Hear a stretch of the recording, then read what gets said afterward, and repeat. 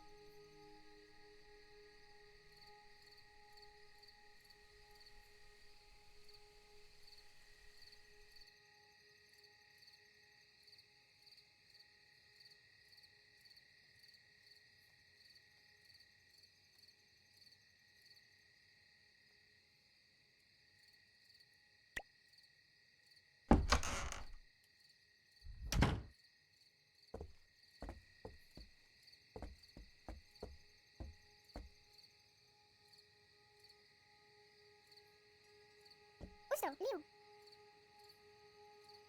Liêu tôm cây ôi dồi, bù gốc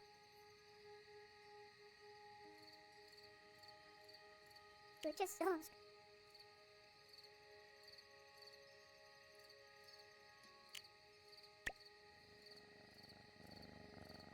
Green.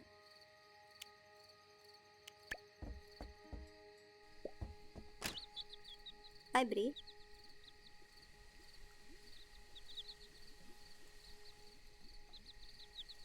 No, I was muted for some reason. Why was I muted?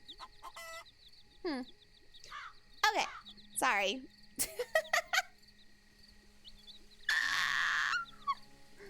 Oh no. Anyways, okay. So this game reminds me of Harvest Moon and Animal Crossing with the little bit of technically horror themed, right? And I love it so much. I love both those games and horror. Even sounds like Animal Crossing. There we go. Tres pica puskeje. I see this forsaken farm is no longer abandoned. Onko ožaž abre si krefla. The mayor mentioned you. You're Dracula's kin, are you To not? bistro slísko asko. I'm Fiona Webb. I oversee the coven of witches in this town. To berkev exir. Está tamu eka. Actually, I can't help but wonder if this place would run at all without me. Awer osiu ai okru.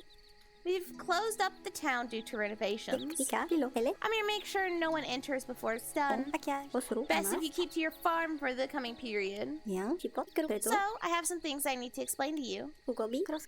Firstly, your mailbox. So, the reasoning for that is, I'm assuming, because the town is not part of the demo. Which is fine. No gek of los astris. Enos. Keep an eye on your mailbox. You'll be getting some letters from the mayor. Ukru ubrivo. Did the mayor ask you about farming yet?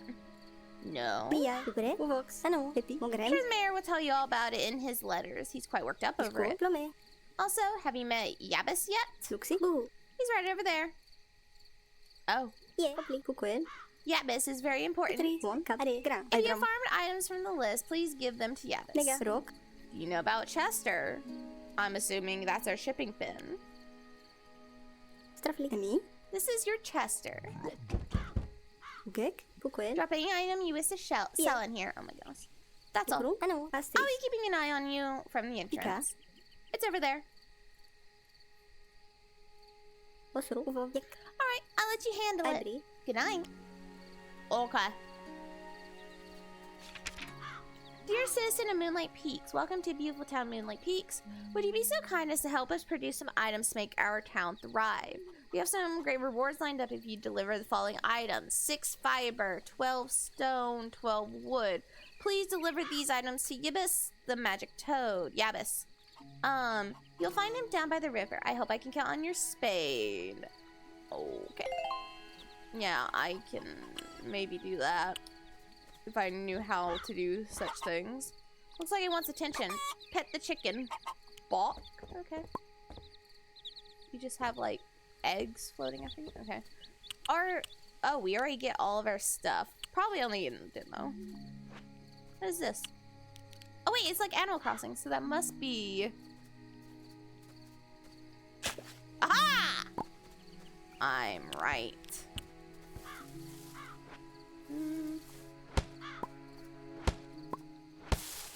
So we need 12, yeah? I like that our cat follows us around. That's cute. Well, yeah, I didn't want to talk to the well. Since I can't play Animal Crossing since my Switch is dead, I guess this will have to sate me. No, wait, I don't want soft wood. I just want regular wood. Fuck.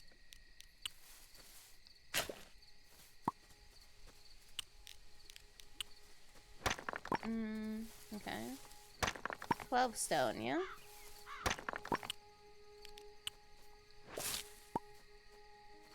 Well, how do I pick that up? There we go. Ah. Yeah. I forgot how much fiber it wanted. We're just going to grab fiber, I guess. Oh, these are actual flowers. Holy shit.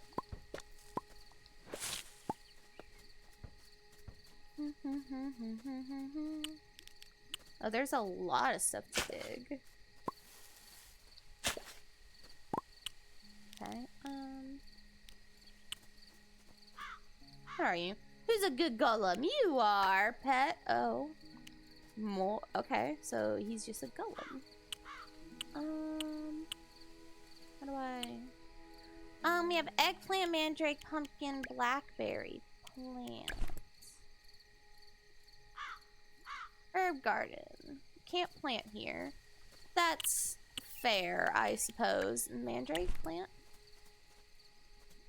I can't plant there. Oh. Why not? Why can I not? Aww!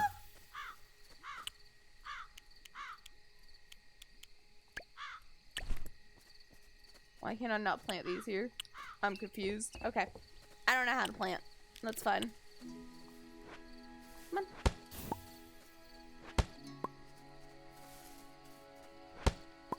Look, I'm a little dumb. You would think with how much I've played farming sims that I'd be able to figure it out, but no.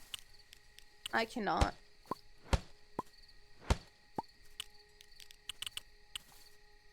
Oh my god. Please. I'm not trying to like double click it, but man, it's a little fucky wucky. Okay, so we have the wood. We just need some stone. It should be right here. Greetings, land dweller. How may I assist you on this enchanting day? Complete quest? Thank you, kind vampire. I shall forward these items to the mayor immediately. Moonlight Peaks thanks you for your efforts. Keep an eye for a new quest in your mail tomorrow. Okay, sure. There's a chest. I desire the chest. Gothic stone path, huh? And I don't know if this is going to be like just normal in the actual game. But right now I don't have any energy, and something tells me that's not going to be like a normal part of the game. A red, I don't even know, butterfly. It flutters with fiery elegance.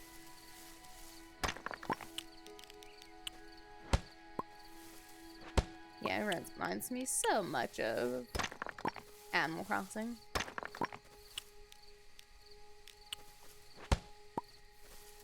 And I know out there are furries who really wanted to fuck the Animal Crossing characters. Well, if you want a dating version of Animal Crossing, here you go. They're not furries, though. I mean, I guess one of them technically could be. He is a werewolf. Totally not the only reason why I wanted this game. I fucking love werewolves. I don't even know which one is the werewolf, because the one that looks more like a werewolf is wearing like a vampire coat on, and it confuses me. Wait. There we go. Mortis butterfly. It seems to carry the essence of the afterlife in its delicate wings. Okay. So we can put purple moonflower.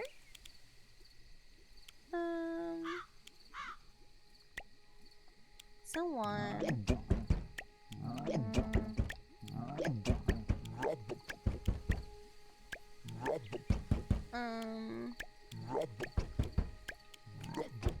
I don't want to sell all of those. Take one. Ash tree seeds. Okay. Egg. Someone. Okay. Still a little confused. What are you? Looks like it wants attention. Pet. Link. I think it's a cyclops of a thing, too. Oh, those weren't eggs. Those are little baby chickens. Yeah, it is a cyclops. I see. There are a lot of flowers to grab. That's why I don't really want to sell them, because I'm worried that one of the quests is going to ask me for these flowers. What is that? Celestial Chronicles, number 2. A covenant made by 3 families ensured peace in the town of Moonlight Peaks. The witches helped the vampires and werewolves to calm their thirst for blood. Count Dracula regularly traveled outside of Moonlight Peaks. Rumor has it these journeys were mostly to quench his thirst for blood. Oh my god, I can't speak. How many goddamn babies do you have? Jesus, fuck. Oh my good god.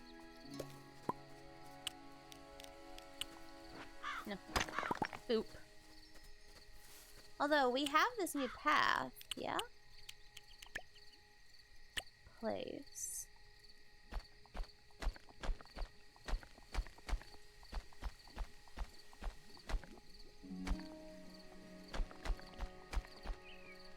I do like it. Too bad we don't have enough of it, huh? That's awkward. It'll be okay. So we're working through the night because we're a vampire. And then we sleep during the day. It makes me wonder, do we have to like go to bed earlier in the summer?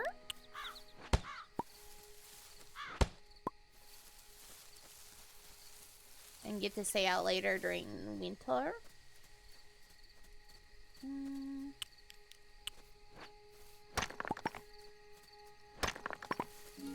Okay, now there's like little ghost wisp things. Are you Will-O-Wisp? You don't really look like Will-O-Wisp. You look like normal wisp. Let's see. Raspberry seeds. I have so many seeds and I don't know how to plant any of them. Well, no, I know you can't farm here. No, I know. Stop it. I want the flower. Stop talking.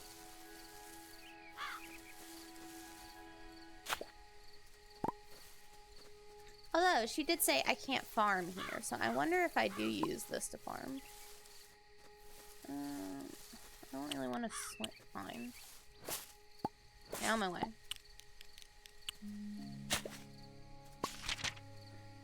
4? I'm missing 1 and 3.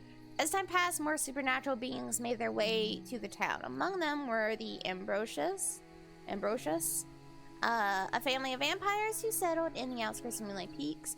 Their descendants added to the town's population. Count Dracula, becoming increasingly mysterious, left the township. His legend grew and expanded beyond its borders.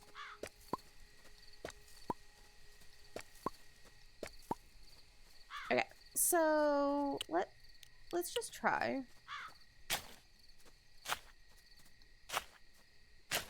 Oh my god. So can I plant these here? I can.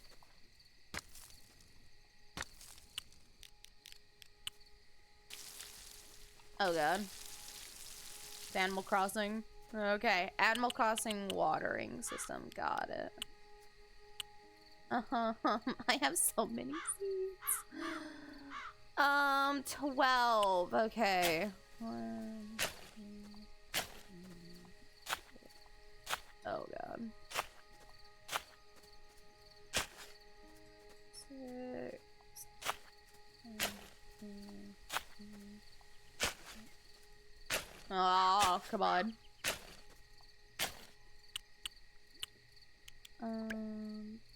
Pumpkin seeds. Yes, we plant all the pumpkin seeds. Yeah, I think the top left is supposed to be our energy, but in the demo we don't have energy to worry about. I'm hoping that's what it means.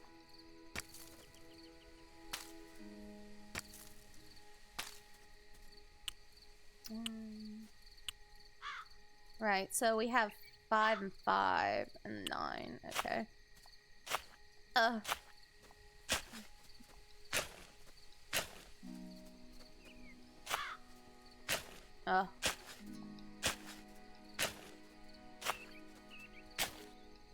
No, do not. Don't.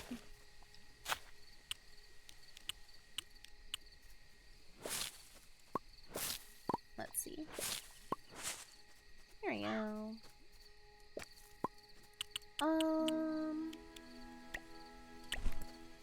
Well. Oh. You are a sticky stick.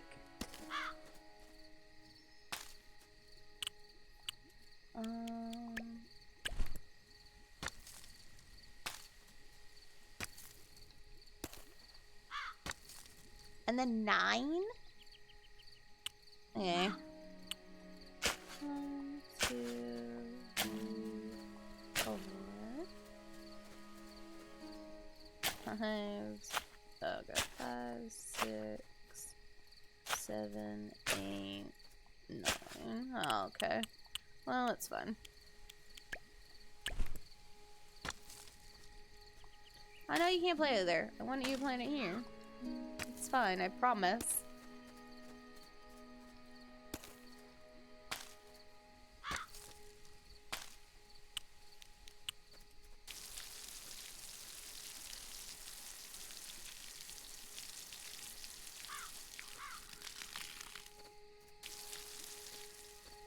Where is my well? Over here, right?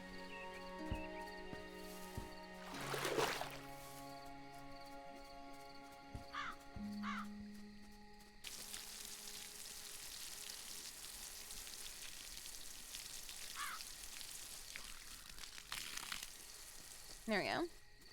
So they're all watered. What are you? Cauldron. Throw your ingredients in cauldron. Make sure to hit the marks with right timing. Oh. I see. I don't know how to do any of that. So, we still have a little bit of time before I have to go lay down.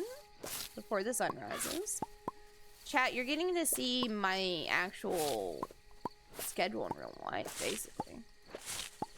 Hey, what are you? Should I be catching you?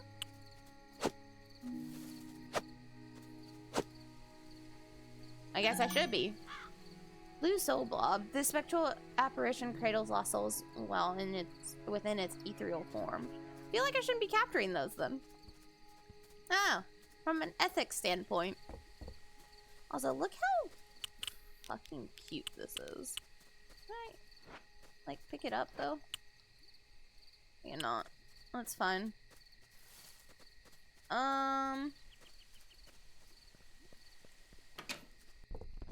Let's just go ahead and go CP.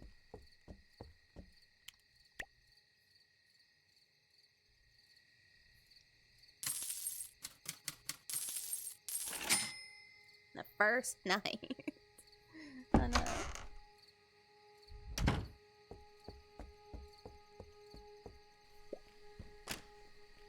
Wait, our day starts at 4 p.m.? Okay. Dear citizen of Moonlight Peaks, appreciate your contribution. Your reward awaits at the mailbox. For the next assignment, we now need 3 eggplant, 4 onion, 6 blueberry. Awaiting your harvest.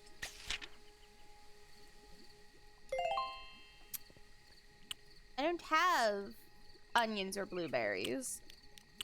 Am I gonna find them? I have blackberries, not blueberries. And raspberries, not blueberries. Oh no. But yeah, eggplants, I do have those planted, but like... Oh my god. Just... Wait, it gives me something new every day?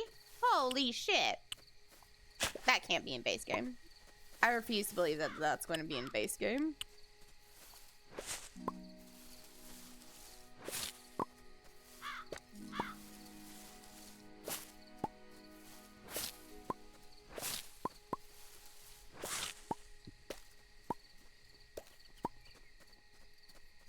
And there's our egg for the day.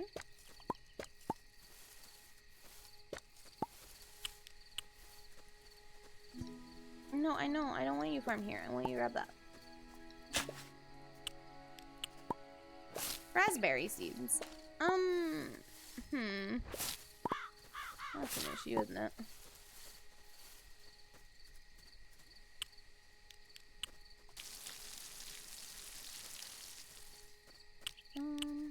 Okay.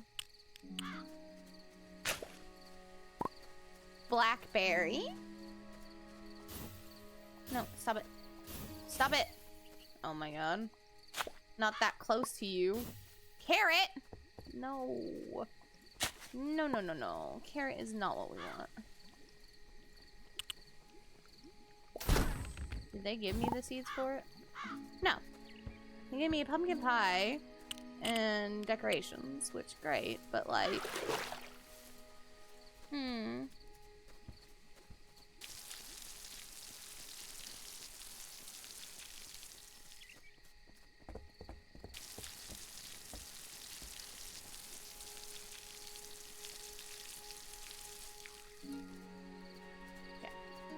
A little bit more.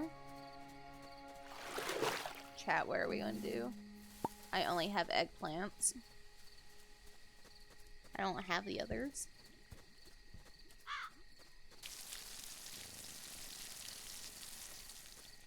I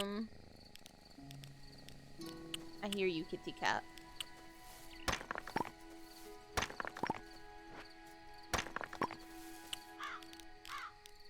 We're just trying to like make this place fully walkable for me. I don't have to fight with the terrain. So I'm assuming my animals eat from the grass part, so I don't really want to get rid of the grass, just the weeds that actually block me.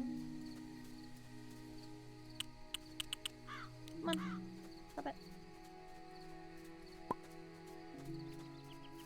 No, come back here. Come back here. Haha. Blue. Yeah, we already got one of these. You don't need to tell me again. Oh, it's gonna be like Animal Crossing. That's fair. Where Animal Crossing just always retells you what you just got.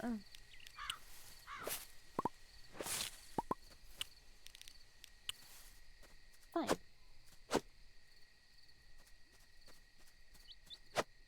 No, please. Come back. Okay, so... right, we're doing real good right now with not having the right plants. But it's gonna be okay, chat. I promise. I will figure it out.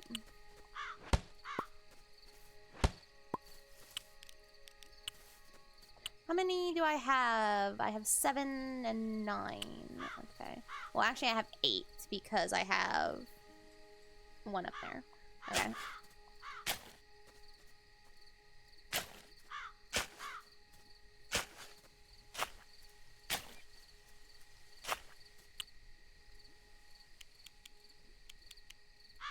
It doesn't circle back around. Okay.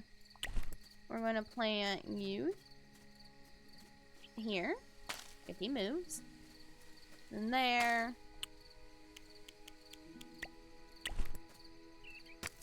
Customize. Want me to customize something? Use customize the interior and exterior of your home. Oh, I see. Oh. Okay, I like the dark blue, I think.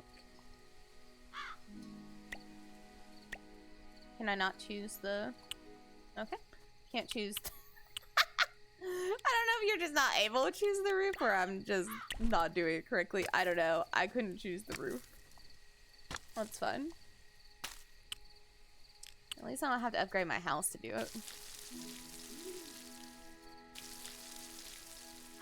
Okay, so I feel like we've gone through everywhere on the farm today that we could to try and find more plants. Which means that the rest of it is just picking up all this crap that I haven't. Have it when I need it.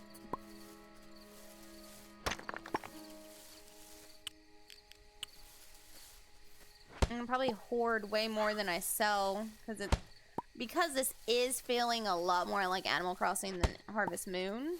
And the last Animal Crossing, you really needed to hoard a lot of stuff so you could craft.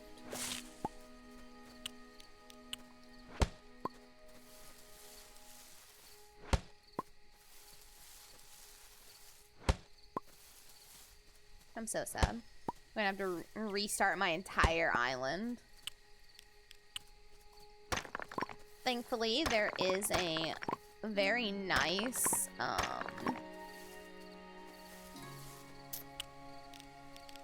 very nice Discord that helps you get the, villagers you want. Because that was the only way I got Raymond on my other one. I could not find him. I wasted so much time and stuff trying to get him. I just couldn't. Oh, hey, you're new. Wait, come back, yellow one. Oh, the yellow one's fast. And I don't know how to run. Can I run? Oh, I can. Kinda. Oh my god, it's so fast. Hello? How am I gonna... Aha! Shimmering Spectre carries the most treasured souls within its radiant golden glow. Oh, you just got snatched. Okay, so... how am I going to... pumpkin pie. I don't want to sell any of these. 200?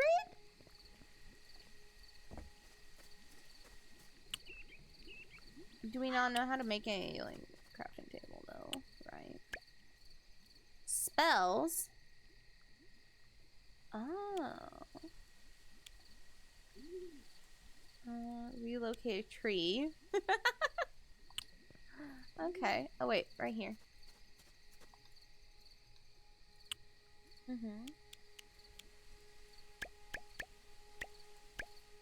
Fences, furniture. Do you have, like, a chest, though? There's a nightstand. Do those count as chests? Well, there was the thing. Paths. The bat paths. This is what we were given a little bit of. Rose. Oh, the rose looks nice. And the regal. Vampire path. The shield path. We're going to make 4 of them just so that I can see the pattern. Oh. Well.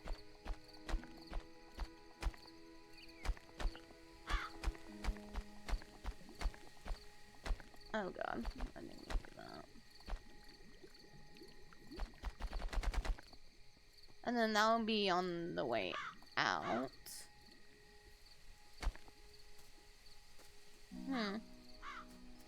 Right. I don't know. I'm feeling like maybe this would be good.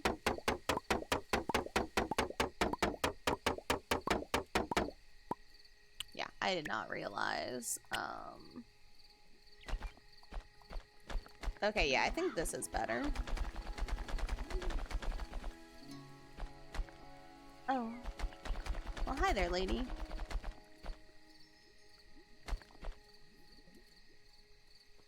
I didn't realize she was even over there. Here, Chester, you can have... Sell all. Sell all. Sell all. You can have all those. Hi, son.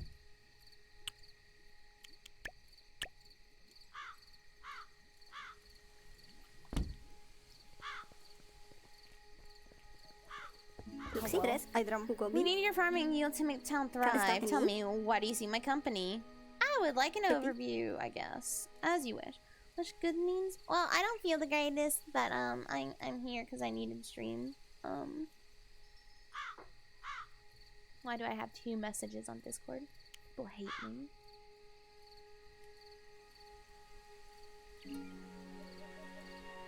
Okay, no. Alright. That's fine. Oops. Oh. I don't want to do that. Oopsies. Whatever that was. I gotta take my cat to the vet tomorrow really early. She's probably going to have some teeth pulled, which probably isn't happening tomorrow. They want to try and take a look first. But she's probably having her teeth pulled, which is going to be really expensive. And then Nani hurt herself today, and we think there's something wrong with her teeth, despite the fact that she hardly ever ate wet food. So I don't know why her teeth would be bad, because last year when I took her to the vet said that she had good teeth. So I don't know what happened, but she bit down on some greenies, you know, the kitty cat and dog thing that lets them clean their teeth. Because we got them because her breath started to smell really bad, and I was like, that's odd. Nani never smells bad, so it was very sudden. So we got her some, and those treats are hard as a rock. And she bit down into it and cried, and then she ran away from us, and she was just trembling. And so she has to go next month because I can't afford to take her this month, which makes me sad. But I just can't afford it.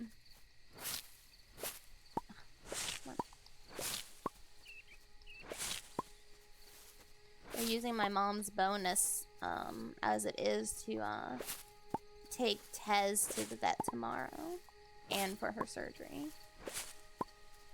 So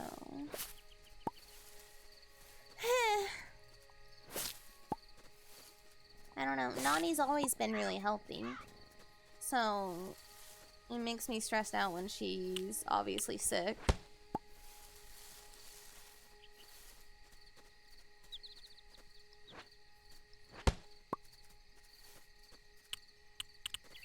We should be almost done clearing out everything we can with our level of tools. Yeah, I think we are for the most part. Without actually cutting down stuff. So like here's all the furniture that you can make. Herb garden, but what's the point of the herb garden? Herb drying rack. Oh, you can make a chest, but you need iron bar. I can't break that though, can I? Or did they give us the good stuff? They did give us the good stuff already. Ah. Well, that makes things different.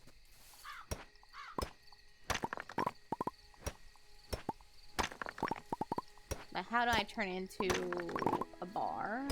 How do I smelt it?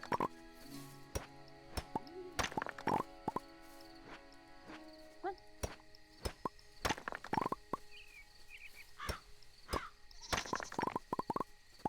Was there a furnace that listed that I could have?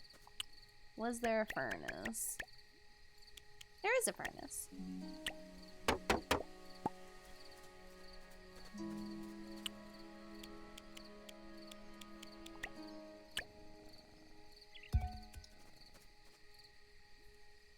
Yeah, smell raw material. Oh my god, it's gonna do one at a time. Okay. That's fine, we only need one for a chest, I think. Yes, I would like to sleep. Second night. Oh, we actually earned money. That's right, because I sold the pass I made. You right. Yesterday I was staring at the water and saw a bunch of fish. I really wanted to grab one, but then I got scared. I don't like water and do not wish to fall in. Can't understand why there are creatures who willingly live in the water. Maybe you should save them. Pet. Okay, so kitty cat needs fish. I need to give my kitty cat fish. But first,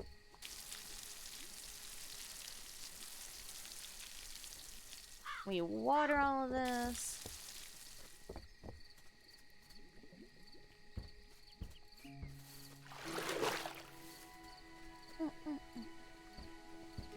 I think we run faster on paths.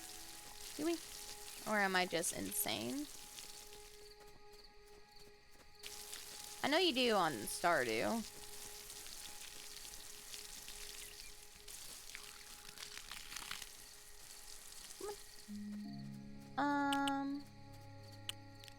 We're going to need this out because we need to start looking for the places to dig in the ground again. What do you got for me? Purple jack-o'-lantern. I mean, okay. But like, I really need the right crops, please. Unless I'm like actually missing something, which I might be.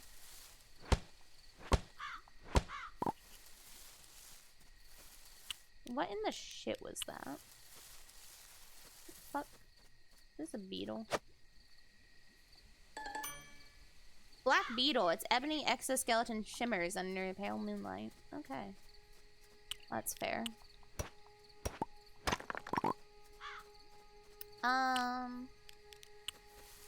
Okay.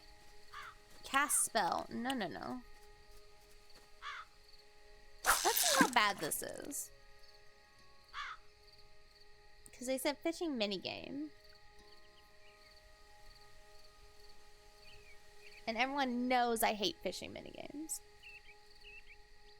Okay, well, first off, it's like Animal Crossing, and I need to actually be where the fish are.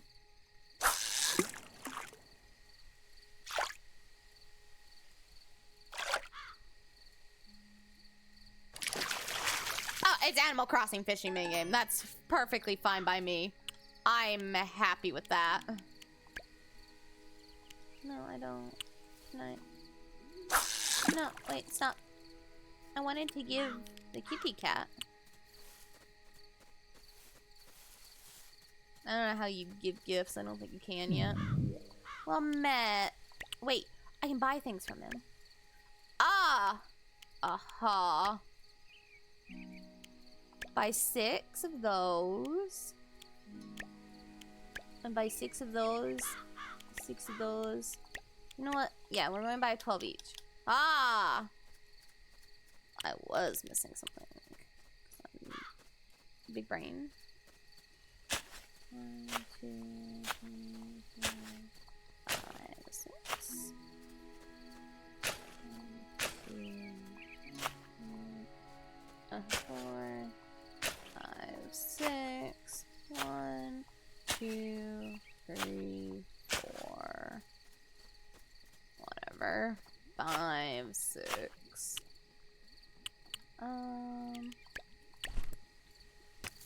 Boop. Boop.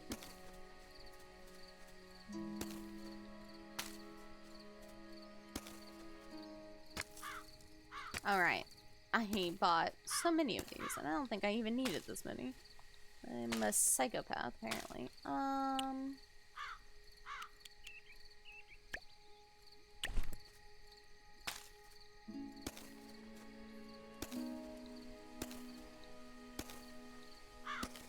Alright, we got 6 more. We should clear this out.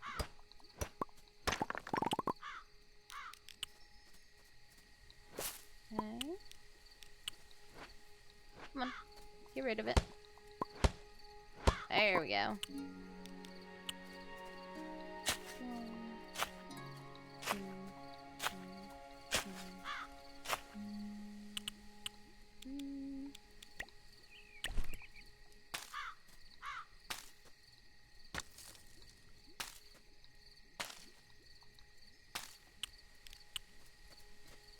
Okay, go over here.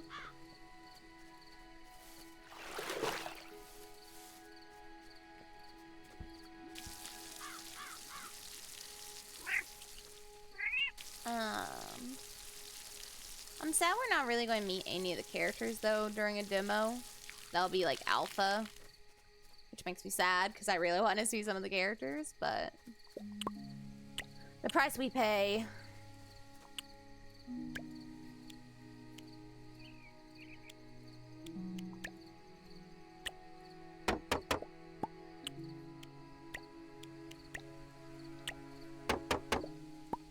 Okay, so we have a loom now and a chest.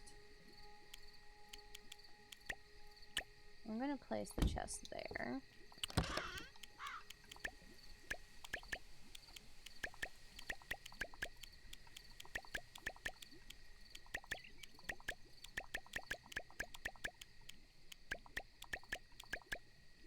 Right, we can't make any more. Can't put any more in there. But place the loom here. I wonder what we can make. Okay. Make fabric, I guess. Ah, I see.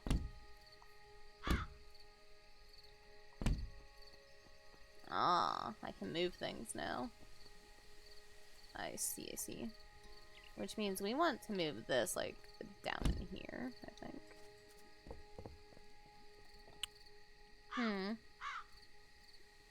And all that's really left is me to just clear this place out.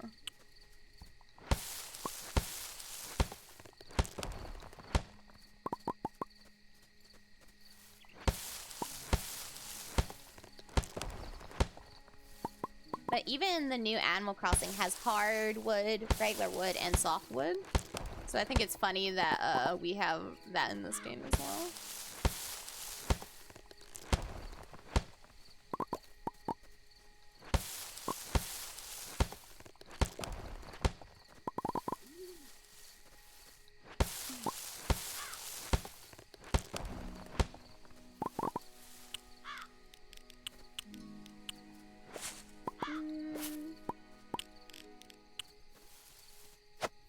No, come here. Okay, yeah.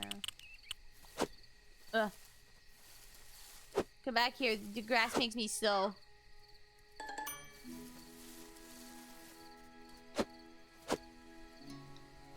Okay.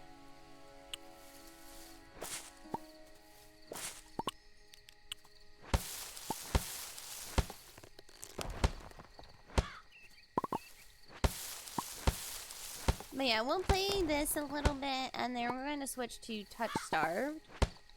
There's a diggy hole, which is a dating sim. I'm pretty sure I played the demo, like, a long time ago on stream. I played it off stream as well.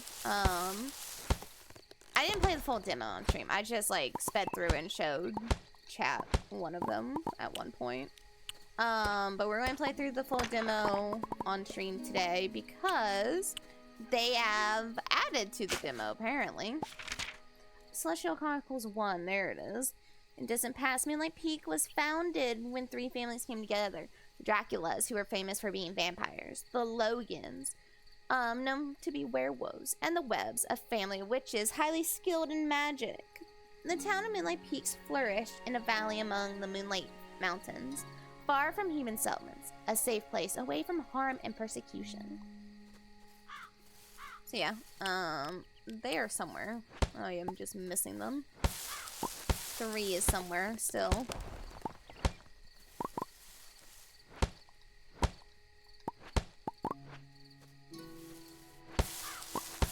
This is not the most entertaining stuff, I know, but it's very satisfying. It's satisfying on Stardew as well, to just be able to go around and clear out your entire farm.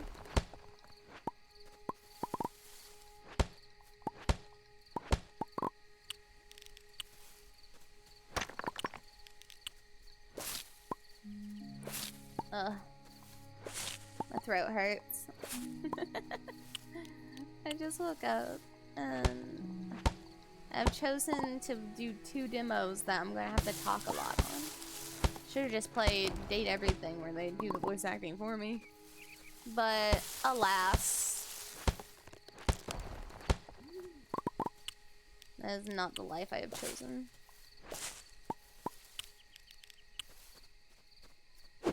No, come here.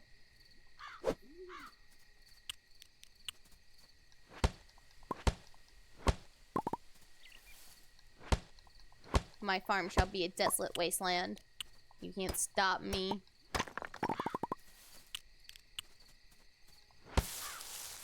Ah, there's a bot in my channel. I'll get it in a second. I'm too low energy to deal with even bots. Thank you, Pope. Appreciate you. Appreciate it. Oh, is that 3 right there? I bet you that's 3. Are you Chronicle 3? Oh. No, you were raspberry seeds. God damn it.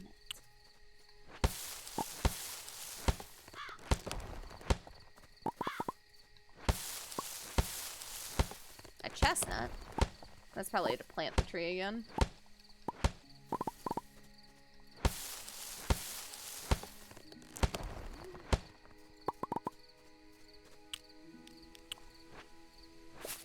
Joke's on you. I'm not planting any trees in the demo, I don't think.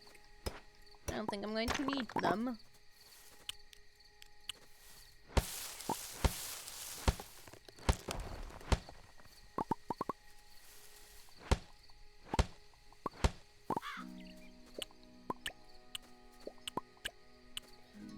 We should be able to make another chest. We can.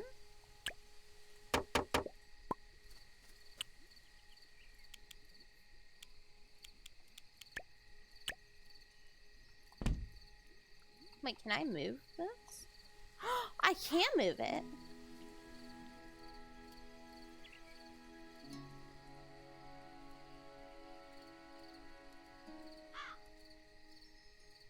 I want you there. Much better. Oh. I can turn into a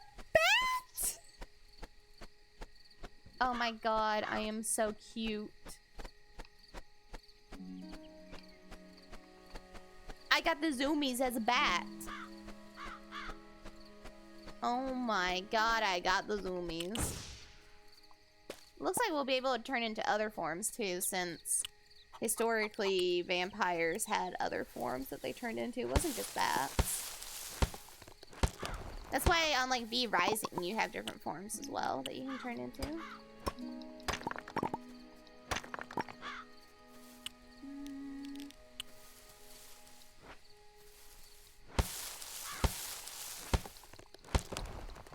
But like they can turn into some even list them as being able to turn into wolves. This might be Chronicle 3. It is.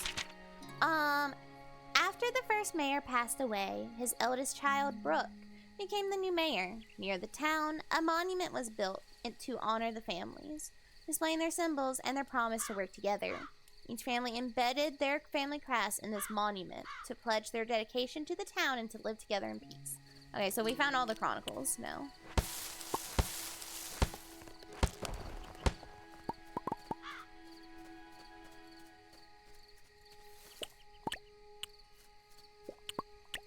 These actually don't take that long. Let's go ahead and move those. Well, we will put them all together. Unless if I can put them in the nightstand. If I can put them in the nightstand, then we shall see.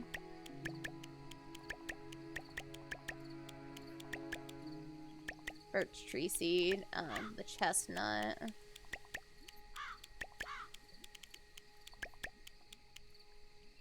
I don't want any more raspberry seeds right now, I don't think. I have so many. No, we can't put anything in here. Okay. Just decorations. Third night. Third night, no money. Which is fun. And we're literally just waiting for these to grow. Yep.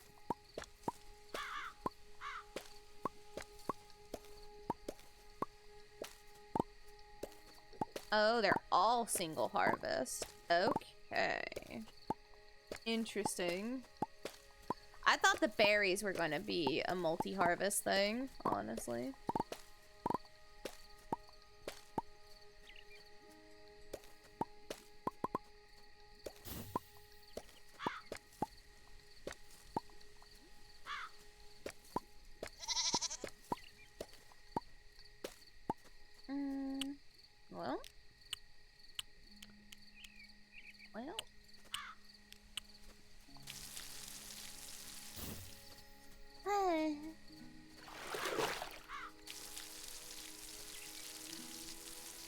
After we do this quest, depending on what the next quest is, I probably will switch games.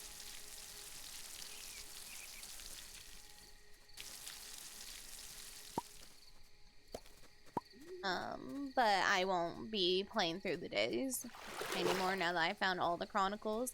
I'll just quickly water these, grab the stuff that I see real fast. Check the chest. And then we can go on to the next day.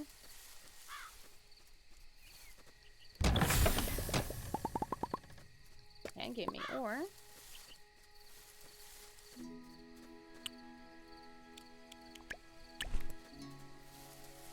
I'm gonna plant these.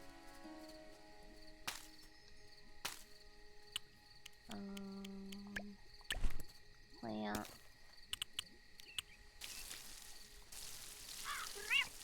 There we go. I'm sorry, kitty cat. I wasn't trying to pour water on you. Let's see. Fourth night, yeah, we made no money. I know. I'm aware.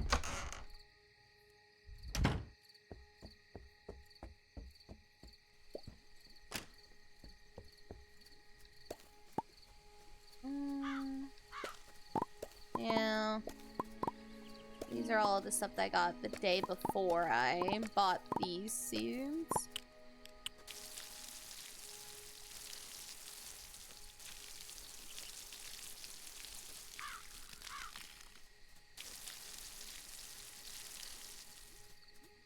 Okay. Let's grab that.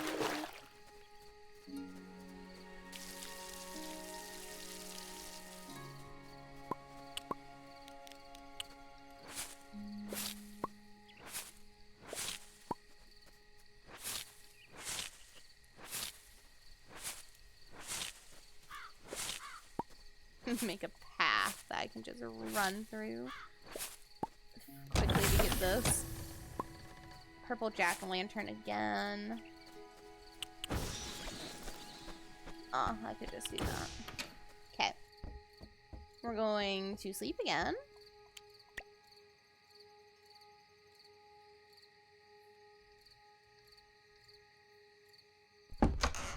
Sleep again. Go outside. Hopefully they are ready to harvest.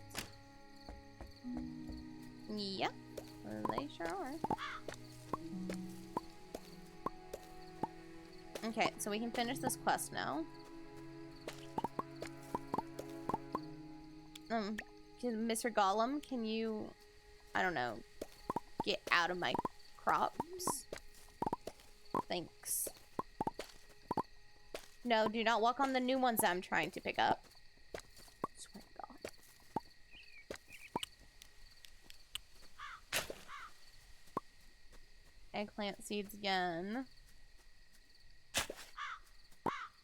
Eggplant.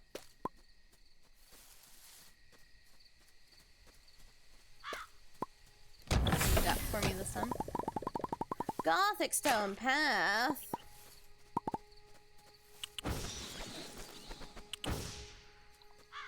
Pick up. Alright, good sir. Complete quest. Thank you, kind vampire. Yeah, keep an eye for new quests in your thing tomorrow. Yes. Okay.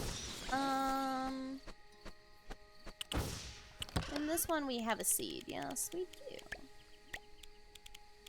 Well.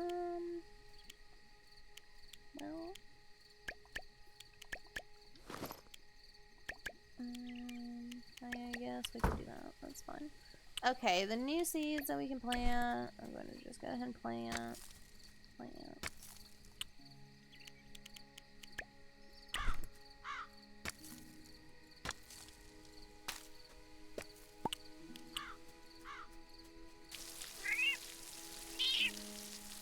I'm sorry, don't get in my way, kitty cat.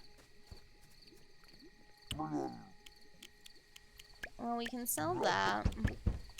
We can definitely sell those.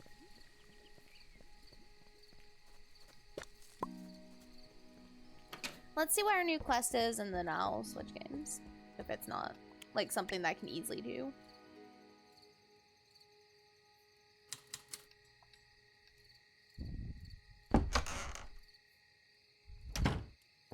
It's probably going to ask me for fish or something.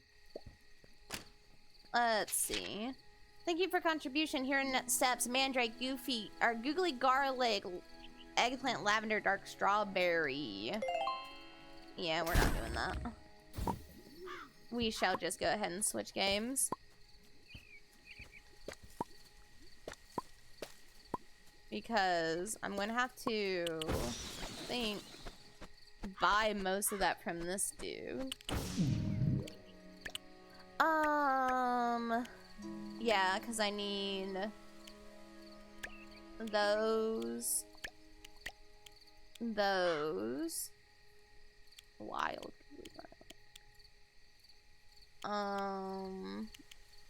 Strawberry. No, we need the dark strawberry. Yeah. Anyways, we can go ahead and just switch games. So that was the demo. I mean, I like it. Obviously, I desperately want to see the actual full game. Or the alpha, like, whatever. I want to meet the characters and I want to talk to them. I don't want to be on my farm forever. Forever and ever. Okay, going to launch this. We're going to change our stream info. We're going to go Touchstarved. I hear it.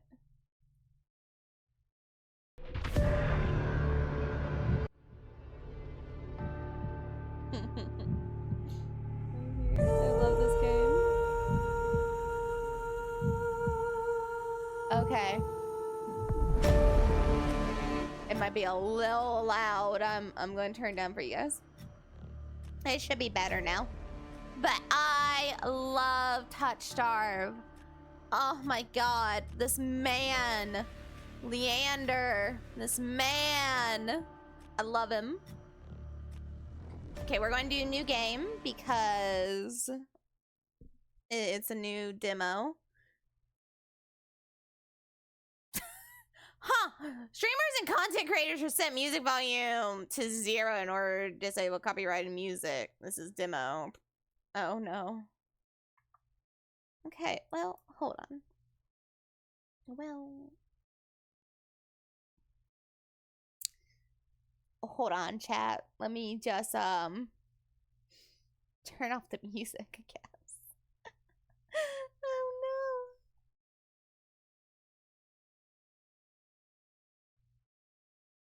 no. I like the music though. But I will let me turn off the music. Okay. There we go. The music is done. There we go. Now new game.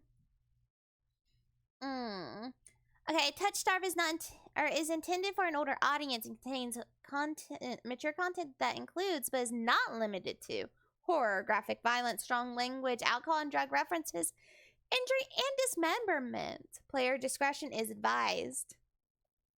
Anyways.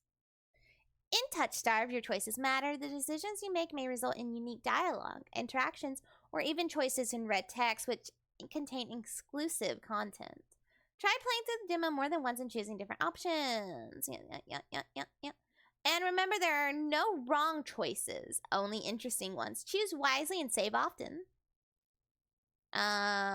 Rewind text, progress test, and deadline. Okay, so hide the UI, press space to bring it back. Choose your name. Mimi! Choose your pronouns. She, her. This world began to unravel long before you were born. It all started with fogfall. Spectral mist bled from the seams where reality wore so thin it split. And from the fog emerged monsters. Inhuman beings with unnatural powers. Some possessed language and intellect. Others were mindless beasts driven by little more than bloodshed. As unrest spread and cities fell, humans cowered in fear while monsters thrived amid the chaos. And then there's you. So we get to choose our backstory, and there's like 3 different backstories that we can choose from. You don't know what you are, but one terrible truth is certain. You were born cursed, with hands that alter the minds of those you touch. Choose your backstory. So we got the unnamed one, the fallen oracle. You were raised as an oracle in a remote temple. The priest claimed your touch bestowed enlightenment, but visiting mage revealed your curse for what it is. Spurred on by the mage's words, you fled in search of the Synobium. I think that's how you say it. You regularly experience unnatural premonitions that rattle your body and soul. An innate sixth sense gives you a heightened awareness of hidden supernatural presences. The exile, a solitary survivor. You were exiled to a life far from civilization. Your only kinship was with an elderly hermit who taught you how to survive in the wild. He lost his life in search of a cure for you, but left you with a final lead to pursue the Synobium. You're a seasoned survivalist, well-versed in deciphering soulless behaviors. You gain fluency in various languages and an uncanny intuition for detecting danger. The alchemist and abandoned mage. An exiled Synobium mage took you in as a child, raising you as her apprentice.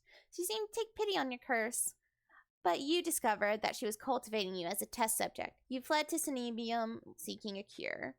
You're an experienced spellcaster with an encyclopedic knowledge of alchemy, spellcraft, and history. A little observation, you can identify the subtle effects of magic. I am like always stuck between Oracle and Mage just because I like those the best. But we're going to go with Mage because I'm always a Mage. It's in my nature. Your name is Mimi. You selected she, her pronouns. Backstory is alchemist. Is this correct? Yes.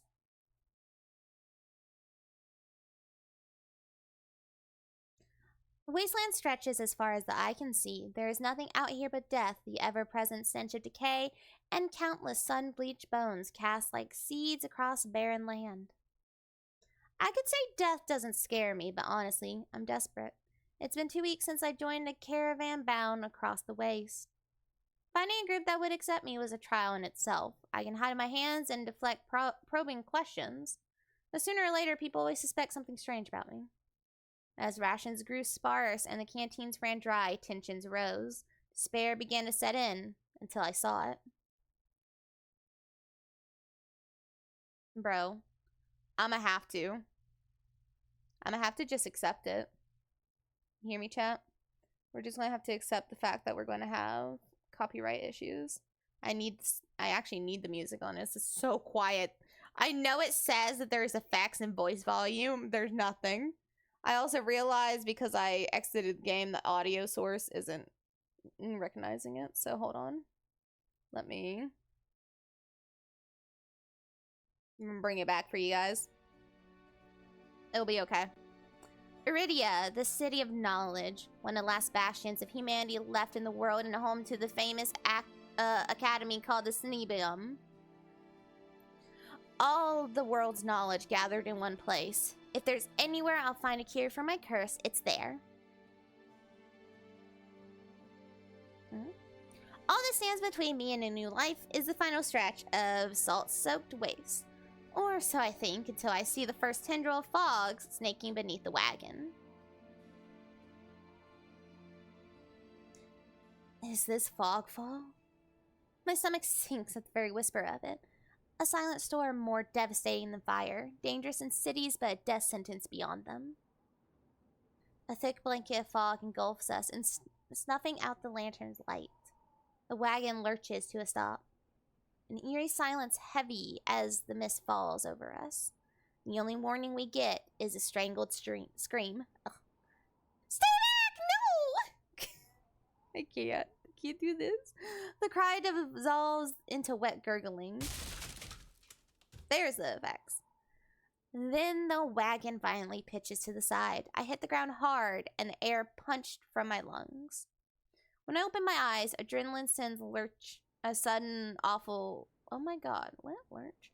When I open my eyes, adrenaline lends sudden awful clarity to the carnage around me. Did I save? I did. Okay. I did save the thing. We are going to save though because like... A trader I once shared bread with lies face down in the mud, their back reduced to long strips of torn muscle, gleaming gristle, and exposed bone. Bodies litter the wasteland. I try to rise, but my ankle explodes with pain so blinding, white blooms across my vision. Only when my eyes finally adjust do I see the dark shape before me. A soulless stoops over the twisted form of a caravaner. I freeze, but it swivels its head. A dozen bulging eyes twitch in my direction and blink as one. The soulless lets out an ear-splitting shriek and charges at me. But right before it reaches me, the beast barrels past, vanishing into the mist. A horse screams in the distance. I need to move now. We're gonna head towards a wagon. Take cover beside the wagon where the air is thick with greasy smoke. Fire eats through the gaping hole, spluttering where lantern oil mixes with the black, brackish water. Every person I see is dead or dying, except one. Oh, All-Mother, forgive our sins. Guide us unto your hearth. We are worthy, we are worthy. A traveler grovels by the flames, their hands clasped above their heads in fervent prayer. I glance upwards towards the gauzy lights of Iridia, just visible where the fog runs thinnest. I don't pray, but the sight of the city is all the reminder I need. I came too far to die here. Rapid footsteps echo all around me. I turn in circles, frantically searching the opaque mist for the source, but the fogfall twists and stretches sound. Suddenly, the caravan's driver bursts forth from the fog. Our eyes meet too late. He knocks me to the ground and slips in a patch of mud. The soulless instantly falls on him. It catches the driver by his throat and rakes his stomach razor-sharp claws. He gums apart like wet paper, spilling intestines and viscera in a steaming tide. Fighting the urge to heave, I crawl frantically through the slippery muck for a handheld. Oh my god. Shit! My hand catches on the jagged edge of a rib jutting from the water. Bandages unfurl around the gorge, torn deep into my palm. Gouge, not gorge, gouge. Goddamn. But the pain's quickly forgotten when a hand closes around my wrist. Can you stand? The praying traveler leans over me. We need to run. Oh, bro. They reach for my hand, and I realize too late that my bandages have come undone. No, don't touch me! The sensation of their thumb brushing the back of my hand sends a shiver down my spine. All it takes is one touch. And in the space of a breath, my curse takes hold. Their lips peel back into a deranged grin. Yeah. No, I've seen this face countless times before. This is my curse. Madness of my own making. Their grip on my hand tightens until pain radiates from my knuckles. Let me go! Suddenly, clammy hands crush my throat, choking off my breath. Die, die, die, die, die, die, die! Spit bubbles at the corner of their mouth and flex my face. The edges of my vision darken as my lungs shriek for air. Fight them off! My nails gouge deep into a traveler's wrists, but no matter how much blood I draw, they don't flinch. The more I struggle, the tighter their grip grows. My pulse hammers in my ears, slowing with each thudding beat. This can't be happening. I'm going to die. And not because of the fogfall or the soulless, but because of my curse. Tears sting my eyes. No, not here. Not like this. But then their hands drop from my neck, leaving me wheezing for air. My lungs burn with each ragged cough. My vision clears and the traveler's face takes shape, hovering inches from mine. Lips still split in the macabre smile, even as blood seeps between their teeth. I give one last shuddering breath, then slump over the claws hooked through their stomach. The shoeless shoves the body aside, its glowing eyes narrow as though grinning. There's a flash of claws, red spills across my vision. Thought there'd be pain, but as I sink into the murky water, all I can feel is the grit of silt filling my mouth and the icy embrace of shallow water. I spot an arm resting among an outcrop of reeds. Mine, neatly severed at the elbow. Should have taken both arms. Without them, I could have survived. Maybe I could have survived. Maybe I could have had a home. Instead, I'll die cold and alone in a desolate wasteland. A fitting in for a monstrosity like me.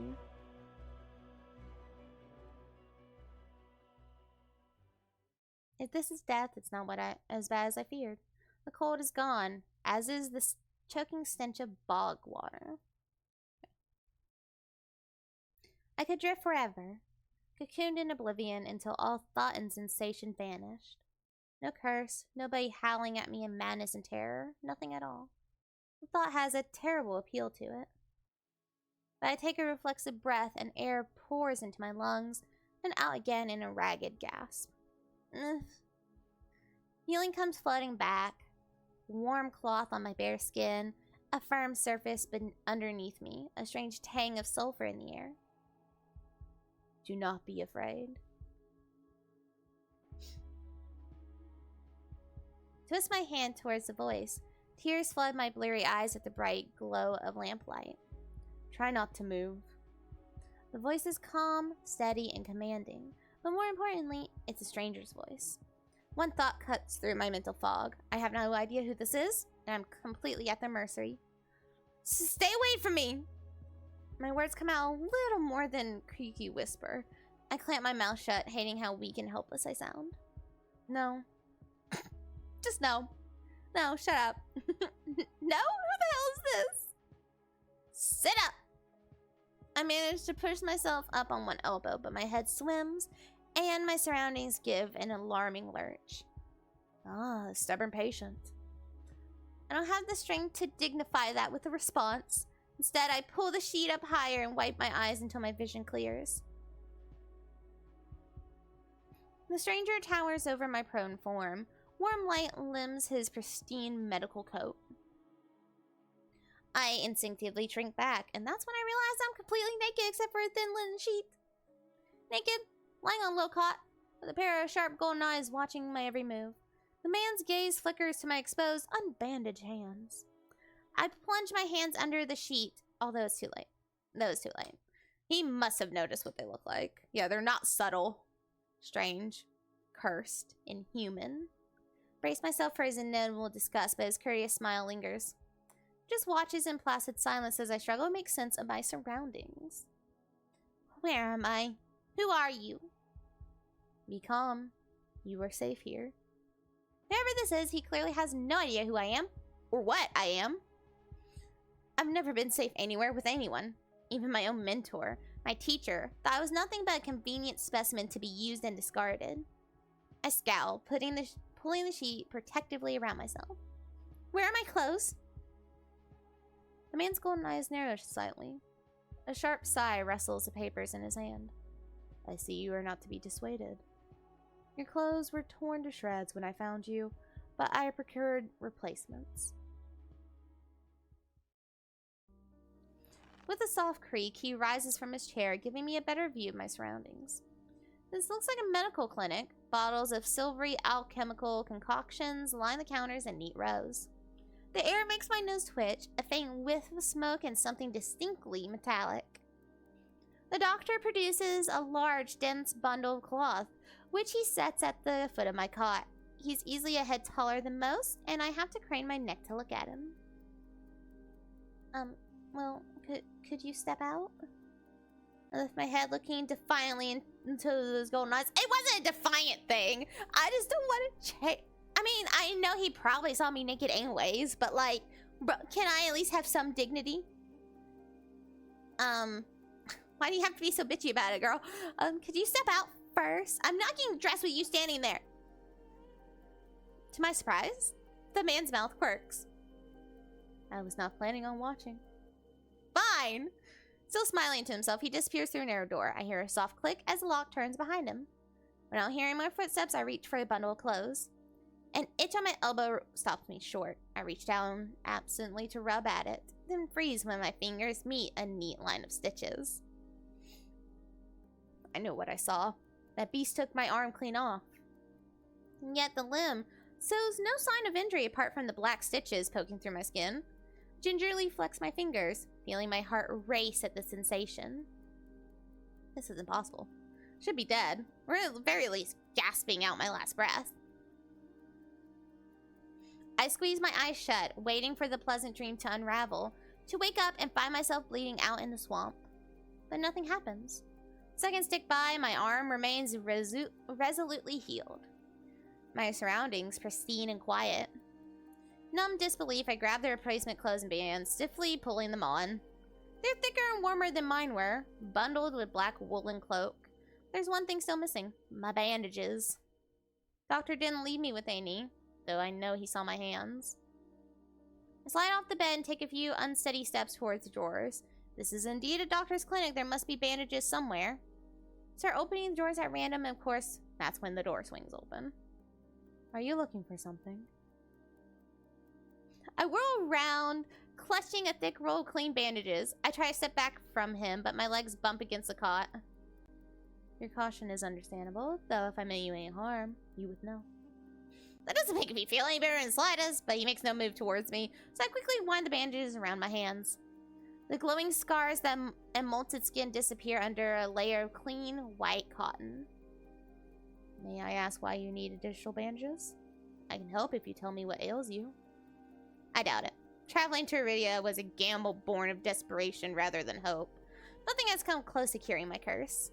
Yet my left arm twitches, the arm that was severed before my very eyes. The doctor's unblinking gaze follows my every move. It's clear he won't drop this without some sort of answer. Bandages protect me, and they warn others to stay away. Tried every way of covering my hands, and this works best.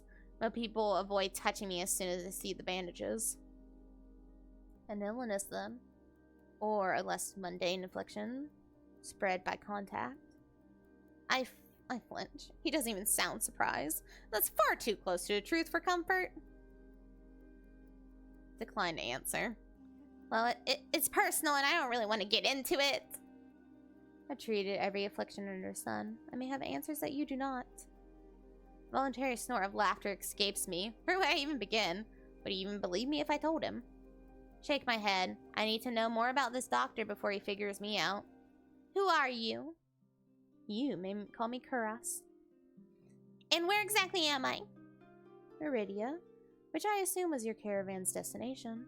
I can think of nowhere else for a group of travelers to go. Iridia, so I made it to the City of Knowledge after all. I feel relieved, but all I can manage is a vague sense of increasing unease. How did I end up here? I brought you to my clinic, of course. You were the only survivor from that caravan, barely clinging to life. You needed immediate treatment. Which you provided? Yes. He says so simply, as if I'm a small child, and he explained basic addition to me. Frown and flex the fingers on my recently healed arm. Aside from being a bit stiff, it feels fine. Thoroughly attached to me. You're saying that you stitched my arm back on? Pardon? I know I didn't even do his voice, just pardon, because he looked away and it made me laugh. A soulless attacked the caravan. It ripped everyone to shreds. It tore my arm clean off.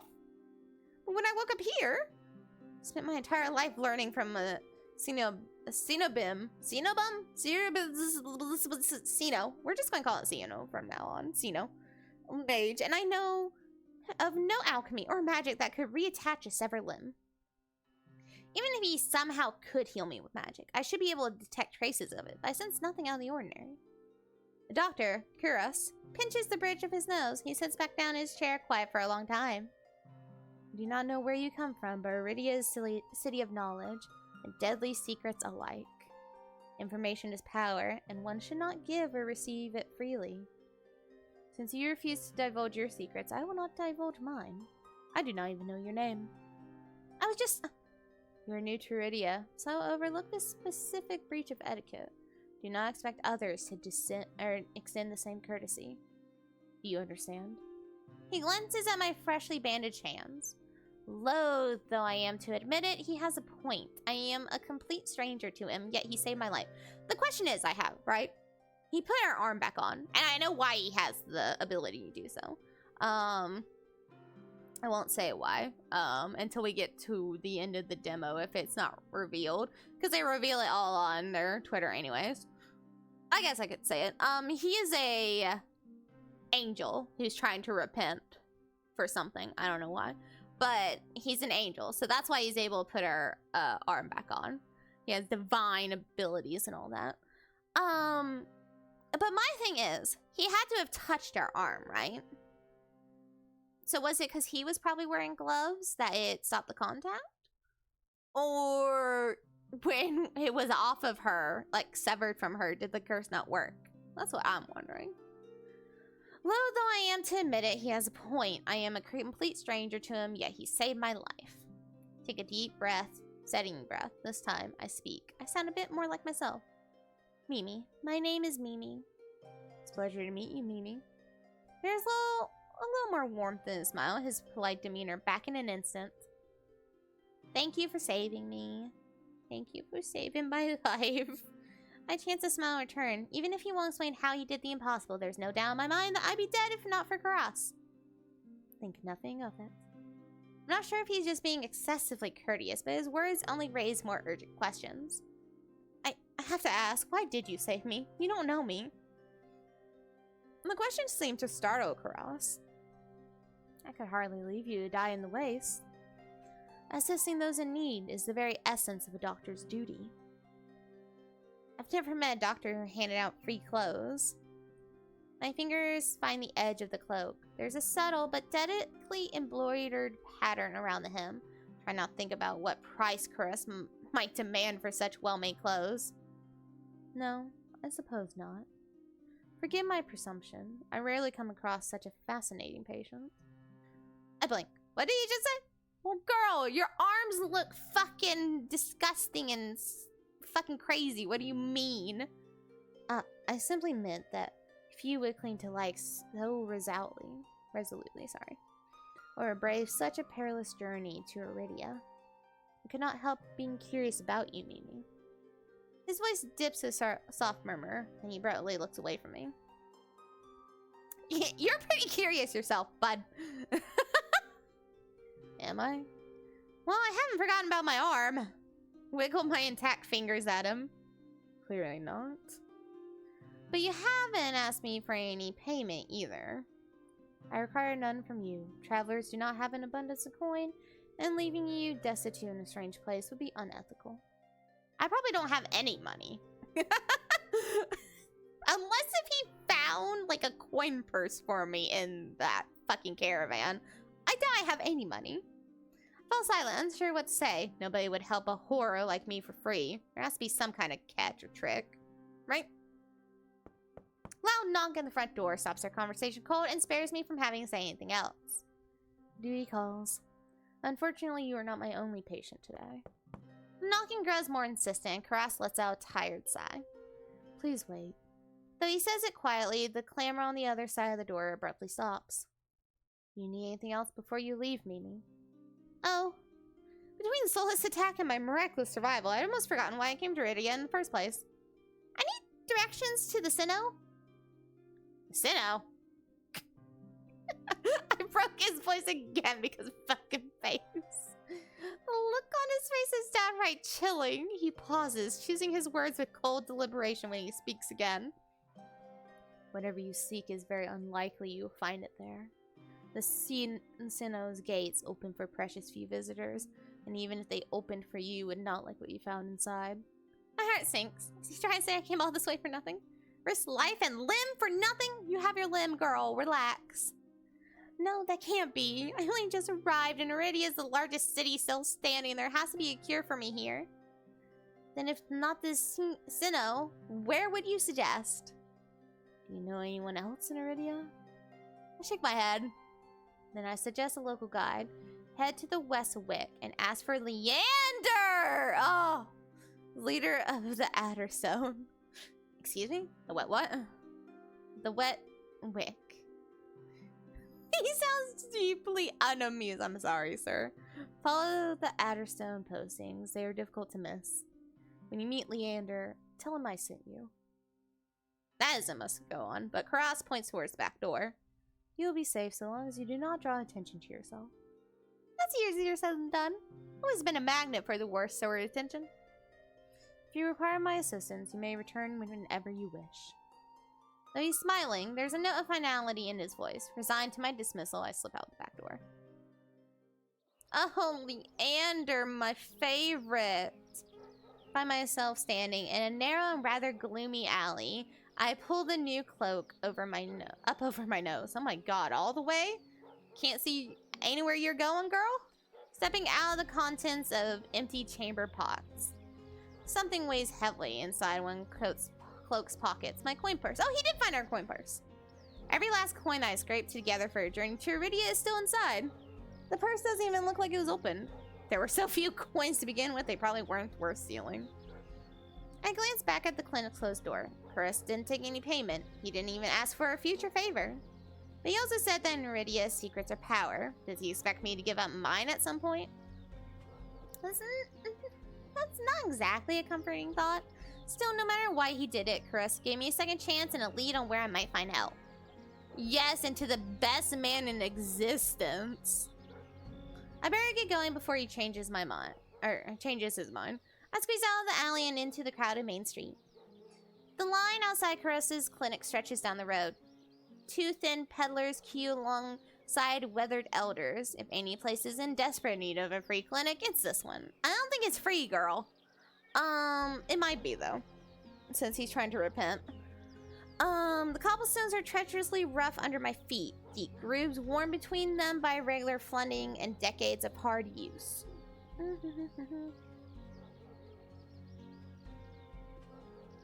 I knew Iridia was a river city, but I didn't expect it to look so eroded. The buildings are tired and dilapidated, all crammed together in narrow streets. A child darts by, clutching something greasy wrapped in paper.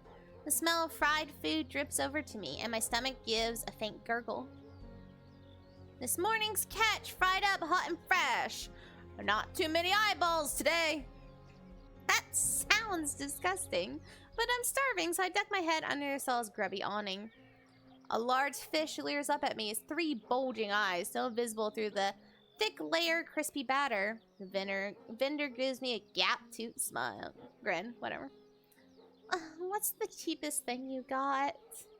The vendor points to a metal basket of what looks like long strips of savory fried dough. Fresh long lads, 3 copper apiece, don't burn your mouth. Take the coins out, counting them gingerly. At this rate, I might not even be able to afford dinner. Reluctantly, I drop the payment on the counter and take my meal. Nom nom nom. 2 streets later, I pass under a wrought iron archway adorned with dangling garlands of red and pink lilies. The buildings in this quarter are a dizzying riot of color, painted walls and tinted glass everywhere I look. Sheer red-pink curtains flutter in open doorways, musical voices call out invitingly, incense mingles with the pungent scent of flowers, barely covering the salt and musk of warm bodies. This must be Iridia's entertainment district. I'm polishing off my food and dusting the crumbs from my hands when I spot a poster. It features the silhouette of a smiling man wearing a single dagger-like earring and the words, "The Adderstone," printed above his head. Pause before the poster. What a curious choice of a name. A semi-precious mineral that draws out poison. If Leander is the leader of the Adderstone, then the face printed on the poster is likely his. I follow a line of identical posters around the corner and nearly hit my head on precariously dangling wooden sign. Looking up, faded orange letters read, oh my god, read the wet wick. Oh my, fuck, I can't speak. Okay. The facade of the building looks like it's seen better days, but I hear faint music and laughter coming from inside. Oh, Leander. I'm so happy he's the second person you meet. If I had to go through and meet everyone else first, I'd cry. It's not even midday, yet the wick is packed. A loose collection of Iridians crowd the bar, taking up the tables and gathering in spaces between. They speak amongst each other in hushed tones, their faces drawn and grave. A cursory glance doesn't turn up anyone with a dagger-shaped earring. I'm considering searching the bar when a loud voice carries across the room. Now, I'm no prior or curator. I'm not much for paperwork or pencil pushing. And honestly, I don't even think those robes come in my size. I crane my neck, but the crowd is too dense for me to see the speaker. Gather around! I want to show you all something. There's no time to move out of the way.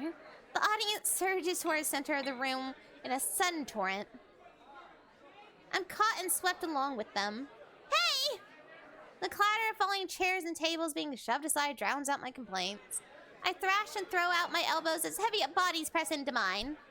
My hip knocks into the table. I grip it, holding on tight to steady myself, but the crowd has stilled. A pair of gilded boots stride across the tabletop. Oh, my man! Oh, my man! I love this man! Look at him! If you want nothing but guidelines, practical policies, and needless bureaucracy, you know where to go. I track my eyes upward. Ah! I love this man! This man is great! I love him so much. He's the sole reason I want this game. I don't care about anyone else. I literally couldn't care about any other routes. I just want this man. I will buy this game solely for this man. Man towers on the table in front of me, arms spread as he addresses his rapt audience. I am not going to wait for a word from on high. His impassioned words provoke nods and excited whispers. Let me calm down a little bit. But nothing is as captivating as his brilliant smile. He beams at the crowd around him, a performer on his makeshift stage. And unlike those clerics, I don't need the abbess's approval to cast a spell or two. As he raises his hands above the audience, the dagger-shaped earring dangling from his left ear catches the light in a flash of gold. Seems I found Leander. These are our streets. We make our own luck here. He snaps and a flash of pale green light erupts from his hand. With a flick of his wrist, Leander conjures a ribbon of glittering light. A delicate flower stem sprouts from between his pinched fingers. One by one, glowing lily petals unfurl. Leander raises the flowers in a flourish. Let me actually calm down. And the bar bursts into clapping and cheers. My mouth hangs open, not just on account of the impressive performance. There was no incantation, no spell circle. I've never seen such a beautiful, intricate spell cast so effortlessly. Skills like that, it's no wonder Kura sent me here. Leander plucks the shimmering flowers out of the air and turns in a slow circle. Now, who could use some good luck? Eager onlookers scoot closer to the table, but Leander's cool green eyes slide right over them and lock on me set. Ah! How about you? My chests grow tight.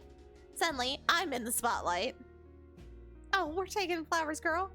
Reach out and take the flowers from him, all too aware of my trembling fingers. There's no weight to them, only a faint warmth that radiates from the stems. As soon as the lilies leave Leander's hand, they dim and fade away in a shower of opalescent light. To my surprise, Leander laughs under his breath. That's the problem with flowers. They don't last long, but they leave an impression, right? He grins at me and I find myself smiling back. I love this man. I love his personality. I love his design. He's just my type. Leander steps off the table, dropping among the excited crowd with a clink. Alright, show's over. Back to work, everyone. The audience disperses and Leander heads towards the bar. Now's my chance. Tug, hop on him. Jump. Pounce. I start after him, only to find myself face to face with one of his followers. Where do you think you're going? We talk to Leander, please. Uh-huh. You ain't half of Lowtown. Leander's busy right now. At her some business. Come back tonight. After the moment we shared, surely Leander can spare a word. But the follower crosses her arms, unmoved. I glance over her shoulder, hoping to catch a glimpse of Leander. As though sensing my gaze, he looks up, and for a moment our eyes lock. Then Leander turns away to murmur something to a group gathered around him. Follower moves to block my view. You hear me? I'm not looking for trouble. This Dr. Kura said I should find Leander. She's interrupted by a hand resting on her shoulder. Kuras sent you? He said you could help me. Leander nods at the woman. She steps aside wordlessly. Follow me. Ah! He leads me towards the crowded bar. There's a little room that his broad shoulder presses against mine. I tense, but he doesn't seem to mind at all. Sorry about that. Adderstone watch out for one another, but they can be overprotective at times. Lesson learned. Leander flashes me a broad grin. You're new to Iridia, aren't you? He says it with a genuine air of curiosity. Do I stick out that much? No. I'm certain I remember seeing a face as lovely as yours around Lowtown. He's such a charmer, isn't he, champ? My eyes drop to the polished countertop. I'm not used to flattery, and being this close makes eye contact difficult. Stiff on cue, the bartender approaches us. What'll be? Surprise me and add anything my friend wants to my tab. What he's having. While the bartender leaves to fix our drinks, Leander leans his elbows on the counter. His sleeves ride up, revealing a long raised scar. Catch myself following its winding path across his forearm, Oh yeah, that's exactly what we're doing. We're not looking at anything else. Leander's eyes wander over me in return. When they lock on my bandaged arms, a bitter taste rises in my throat. Here comes questions. Is there any chance Cross sent you here for cheap drinks or barely edible appetizers? No. He pushes his hair back from his forehead, sighing, when it immediately falls back into place. That's the doctor for you, always business. I'm not sure he even knows how to relax. Bartender returns with a pair of glasses. Raise mine and give it an experimental sniff. It smells faintly yeasty, like beer, but with an undercurrent I can't quite place. A quick sip confirms my worst suspicions. It's awful.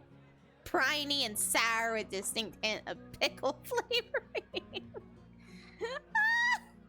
Beside me, Leander takes a deep swig from his glass. So, how can I help you? I need to get to the Sino. As soon as word Sino leaves in my mouth, the group standing nearby falls silent. From the rare looks thrown my way, it's clear I've broken some taboo. It had to be the Sino. Leander pushes away from the counter. Let's continue this conversation outside. I rise to follow him. I should save again. Leander leads me to an alleyway tucked behind the wet wick. Layers upon layers of frayed and faded Adderstone posters plaster the walls. Seeing them side by side, the resemblance between Leander and his print and likeness is impressive, if abstract. Cross didn't send you here to ask for a personal escort to the Sino, did he? From his tone, he already knows the answer. No. He suggested that I reconsider. Yet here you are, asking about a guide anyways.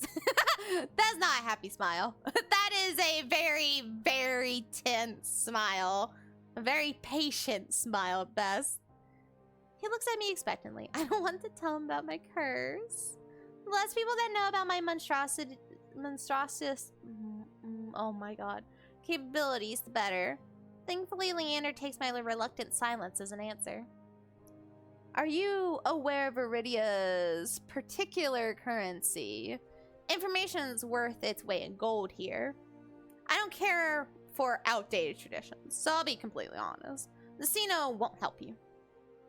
They're more likely to torture you than lend you a hand. Torture? My teacher never described anything like that. Your teacher also used you, girl. We don't touch teacher. The Sino's supposed to be a place of learning, a sanctuary. The Sino has always been heralded as the last bastion of human knowledge, a shining beacon of hope in a fading world. If any place held answers, it would be the Sino. That's why I came here.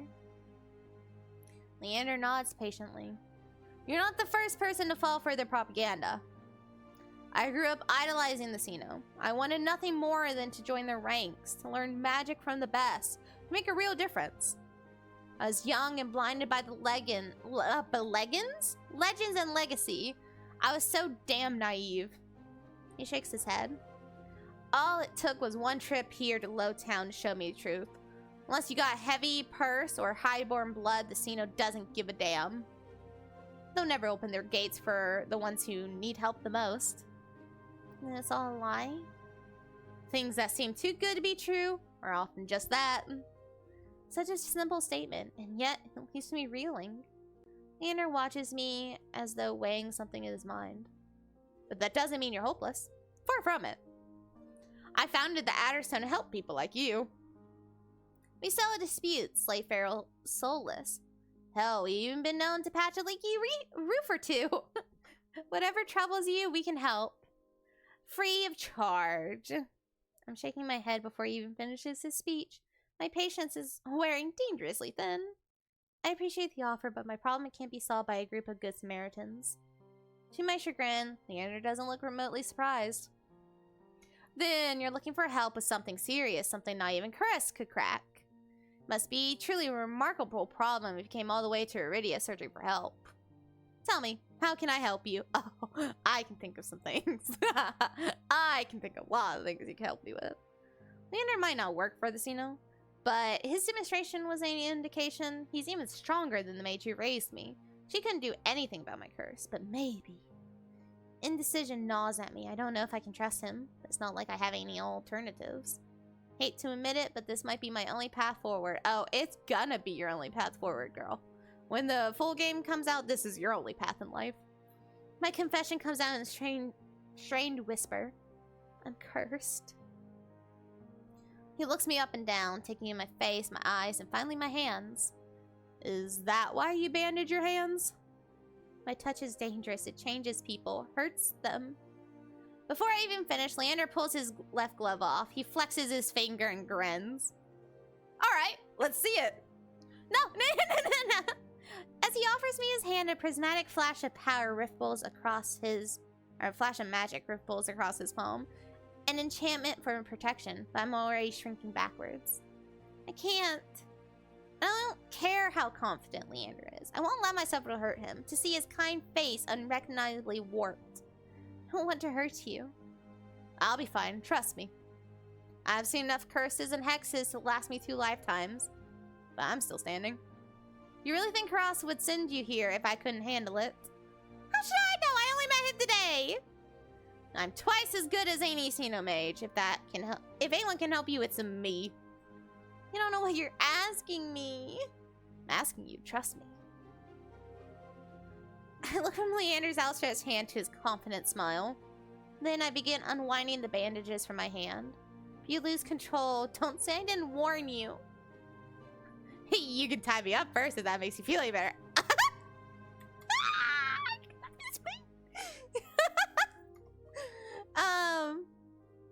His attempt at levity does little to cover me. I don't know, it covered me, girl. With each joint I expose, I grow increasingly certain that this is a terrible idea. But if he's bothered by how my hands look, he doesn't show it. Alright, deep breath. On my count. My fingers hover shakily over Leander's palm. 3, 2, 1. Touch him! Touch him, please! Oh God, touch him. I tap his palm once, as quickly as possible. It's barely more than a brush, but that's all it ever takes. Heart racing, my eyes dart to his face, but Leander only smiles gently. See? Can't be. When I reach for his palm again, Leander catches my wrist before I can pull back. I told you. There's really nothing to worry about. He trails off when my thumb grazes the soft skin of his inner wrist. I search Leander's face for traces of madness, but his eyes remain a clear, soft green. Neither of us speak as I trace the contours of his palm, lost in an awareness I wasn't anticipating. It's not as though I've never been touched before. My curse only extends to my hands, and desperation spurs creativity. Girl, relax. But all that pales in comparison to this. I've never experienced such intimacy, girl. I can't. My fingers, long deprived of years by years of bandaging, picked up every single detail. The grooves along his palm, the smooth shell of his nails, and the bones in his wrist. For as long as I've lived, I've never been able to hold someone's hand without dire consequences. Never realized what I was missing. While Leander's pulse is steady, mine hammers as fear gives way to excitement. Keep touching him. Touch more. Do it. My hand glides over Leander's wrist and up his arm where smooth skin abruptly gives way to a raised scar. Matches the one that runs from his collar cheekbone. Could it be the same wound? When I glance at Leander's face, his lips part as he considers his words. Am I the first person you've been able to touch like this? My hand goes still on his arm. So far. Then, is it everything you wanted? When I nod, Leander turns his hand in to inspect the gleaming fissures crisscrossing my knuckles. There's no revulsion in his face, no fear. He looks up at me and grins. Not every day I meet someone as enticing as gold. He winks and lets me go. Draw my hand back and take a saying breath. My head feels like it's stuffed with cotton. Habit alone guides me through the motions of rewrapping my hand, although my fingers tremble too much for the bandages to lie flat. Can't believe that works. I've really forgotten my manners. May I ask your name? I'm Mimi. Mimi, this curse of yours is unlike anything I've ever seen before. I can tell you're careful, but it's best you kept this between us. Are you staying in Lowtown? I pause. Room and board was something I've yet to consider. I don't know.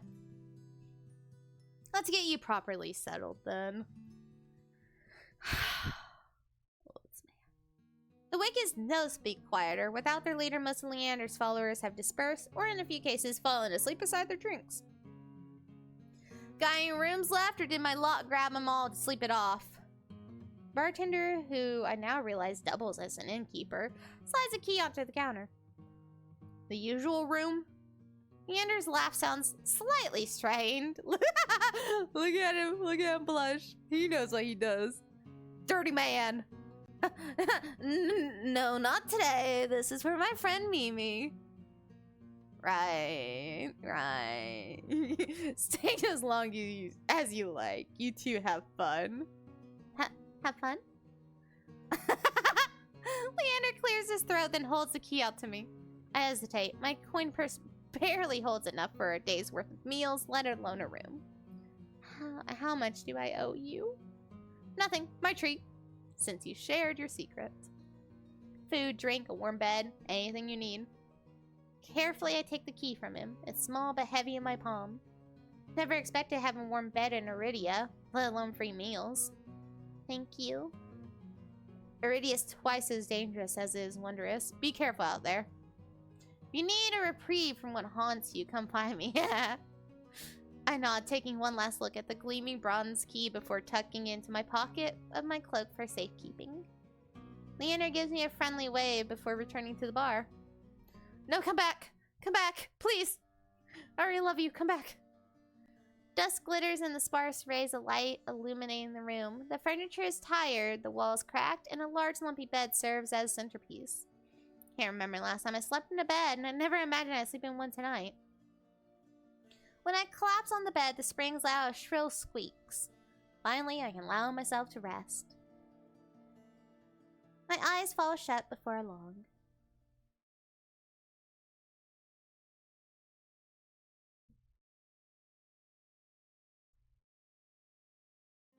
I wake to pale sunlight filtering through the narrow windows. Despite the clamor of the tavern below, the precious hours of rest have restored my strength and gifted me a flicker of cautious optimism. If I play my cards right today, could be the day I get closer to finding a cure. Well, I think Leander is your best bet, girl. So far, anyways. I quickly head out of the wet wick. The air clings, sodden and heavy with the lingering scent of rain. Without the afternoon crowd, the district looks barren and bleak. In the middle of the street, a pair of crows quibble over a stale bread crust. I pause, watching them as I consider my next move. Cross and Leander both made it clear that the Sino can't be trusted, but I came so far and endured too much to give up now. I need to see the Sino for myself. Oh my good lord, if only to satisfy my curiosity. Surely someone in the bar can point me in the right direction. See, the problem is I read faster than I can talk, so I just...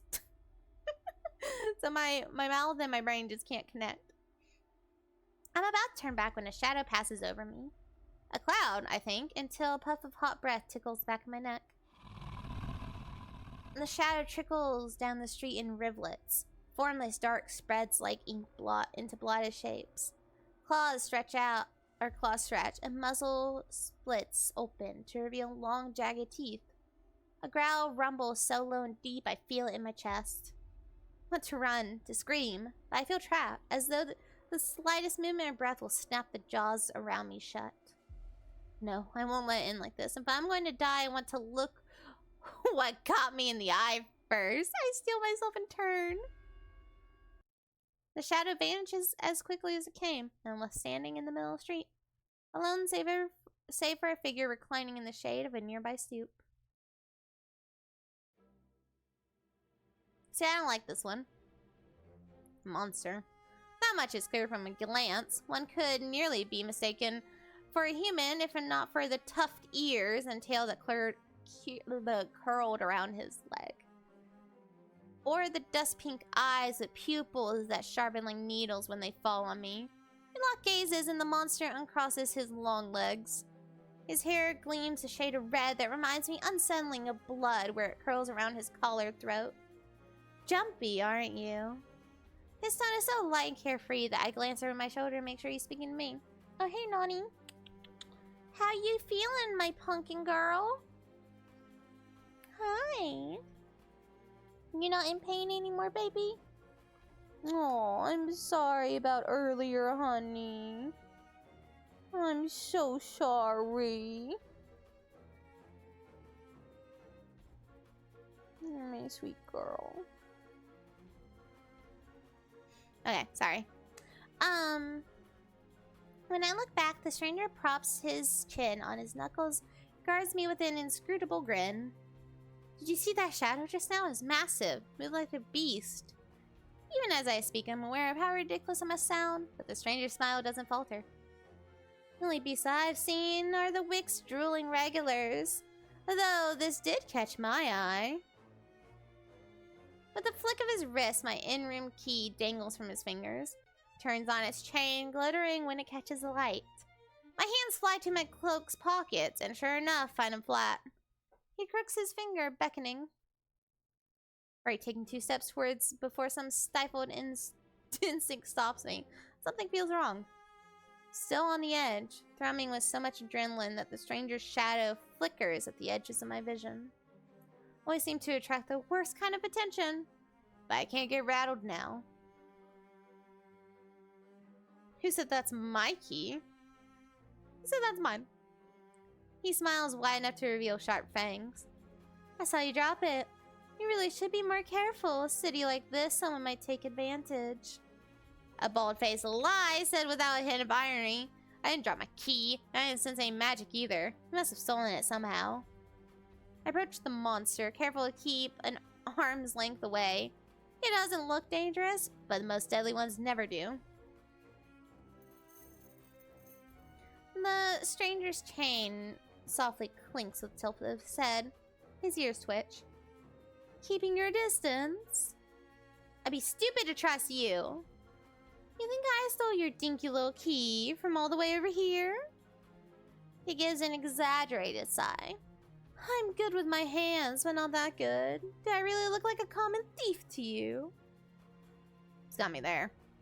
Sheer fabric of his sleeves alone would be too expensive for most street thieves. Hell, his shoes look like they cost more than I spent traveling here. Then there's a shop behind him. No matter the city, parted pink curtains only ever mean one thing. I'm not looking to buy, and I doubt I could afford your services anyways. Lucky for you, I don't charge. The man runs the tip of his tongue over a fang, and for the first time since I stepped into that shadow, I feel something other than dread. My face grows hot. No, it doesn't, girl. We don't care about him. I didn't mean to assume. I'm flattered, really. Did you think you could pay to pet my ears? I mean, if you guys have ever seen Inuyasha, even if it's just the gif of Kagome just like touching his ears while he's pinned to the tree, just like ruffling in them, that's what I do. I just need my key back. That's nicely, and I might even let you tug my tail. Just throw it here! So some splendy little street urchin can snatch and run. He raises my key and tilts his head so you can watch it dangle back and forth. I suppose I could just claim your room for myself.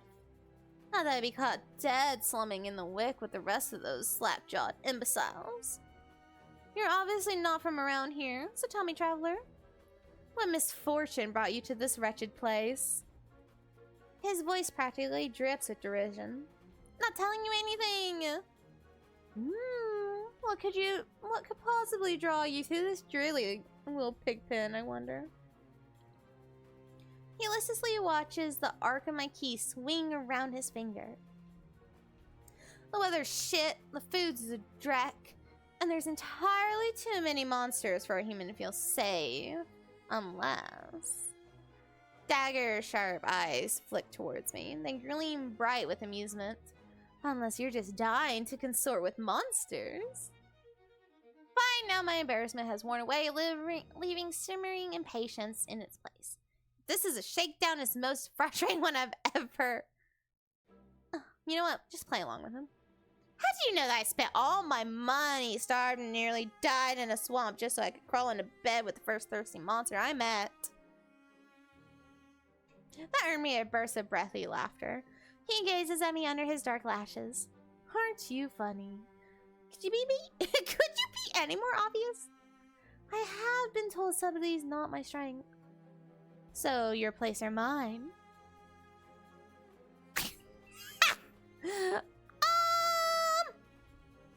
You know it'd be funny. You know, I'd invite you if I had my key. Only have my key. Might be able to invite you up.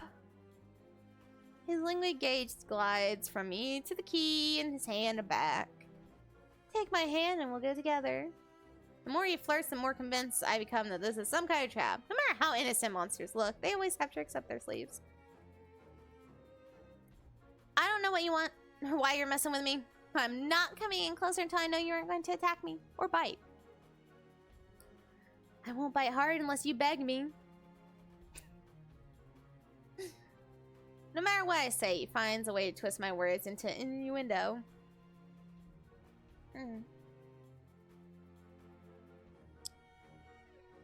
I'll be right back, chat. I'm feeling really nauseous. I need anti-nausea. I'll be right back.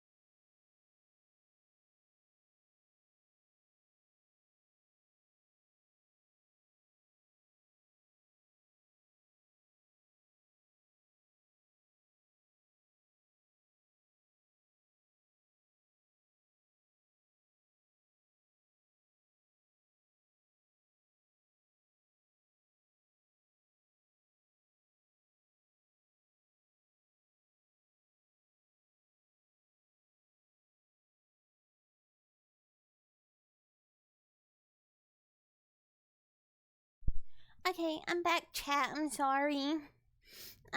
I'm not feeling good. Why did the game... Is the game going to pop back up? There it goes. I had to go up dose on my weekly shot, and it's making me really sick. I did it like 3 hours ago. So, do you like dancing? There's a traveling troupe performing in Hightown tonight. Their lutist is utterly exquisite, truly a performance to die for. There's life in this dreadful place if you know where to look. Sound like you know the city well. Monster gaze flickers from me to the key hanging from his finger. Naturally, the stump was a little more than a miserable little smear on a map when I first arrived. Hightown, Lowtown. I know Iridia like the back of my hand. Oh, about the casino. Do you know where that is? His smile vanishes. Girl, if everyone gets pissed off every time you mention them, it's probably a sign. Surely you've seen it, the absurdly large tower looming over the rest. A little hard to miss. You must mean that spire I noticed when I first caught sight of Iridia. The casino's overrated. Forget about it. I can show you things those stuffy bores with their limp dick tower couldn't even dream of. What do you say? How about the two of us have a little adventure? I've already got plans. Oh? Have you some pressing matters at the casino? Lunch dates with the librarians? Tea time with the most esteemed abbess? It's my business. What's the matter to you? I square my shoulders and the mutant bleeds out of him.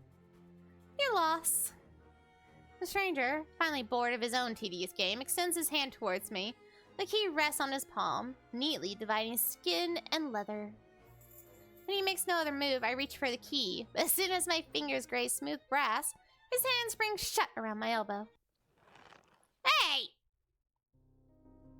He yanks me down and I stagger, my shoes slipping on the steps. For a sick moment, I fear my bandages will unravel under his touch, but he's careful not to disturb them even as he grips my arms. Oh god, his pupils. I knew I smelled blood. You reek of the road and death. And that fucking doctor. His voice, once silken, lowers to a smoky growl. Shadows around him seethe and boil. And something else. He murmurs against my throat, nose grazing my jaw. His breath trails down my neck, sending a thrill of dread through me. His wide, flat eyes gleam with a naked hunger as he gazes at me. Let go! That's when I fear he'll bite. His grip loosens, and his eyes widen in awe. Seems I underestimated you. You're... very! Oh. The stranger's ears flatten, and he releases me with a short breath. I yank my arm back, massaging my bandages. He twists around to see a woman duck out from the curtains behind him. Her casino uniform is nearly identical to the one my mentor kept tucked away in her closet. Hi, how are you? Hi! I'm pretty sick, actually, but otherwise I'm fine. How are you? Let's see. I'll leave you all for, what, 10 minutes and you're only making trouble again? Will you quit harassing the tourists? The stranger, very, I take it, rolls his eyes and flashes the cleric a withering smile. So suspicious. Can't you see this is a friend of mine? Natural liar. He grins at me and his tail swishes coyly. The woman purses her lips at me, clearly unconvinced. I open my mouth to correct him, but Barry comes in. I was graciously offering my dear friend some free advice. Although his voice remains light and cheerful, his expression darkens. Dangers drawn to you like a moth to a flame. He'll always find you given time. The woman clucks her tongue as though she's heard this recital 102 times. Word to the wise, don't take free advice from lazy foxes lounging in the streets. This crook would sell water to a drowning man for the sheer enjoyment of it. She shrugs off a wilting look from Barry. Oh, please, any friend of yours knows it's true. Now hold still. Barry raises gracefully at her approach. He pushes his hair aside so it drapes over one shoulder, exposing a long line of his neck. How's your day or night, my way? It's good, it's good. Like I said, I'm pretty sick. But otherwise, it's good. Barry rises gracefully from her approach. He pushes... Yeah. Okay. And suddenly it dawns on me that the jingling I heard earlier wasn't coming from his harness, but a heavy iron chain round and round a hitching post and padlock to the back of his collar. Get well soon. Thank you. It's just because I had to go up a dose in my medication, and so it's making me a little nauseous, but it's fine. I took a nap, and then I had to take the shot, and now I'm just dying. I was fine when I started stream, but the nausea really hit me a few minutes ago.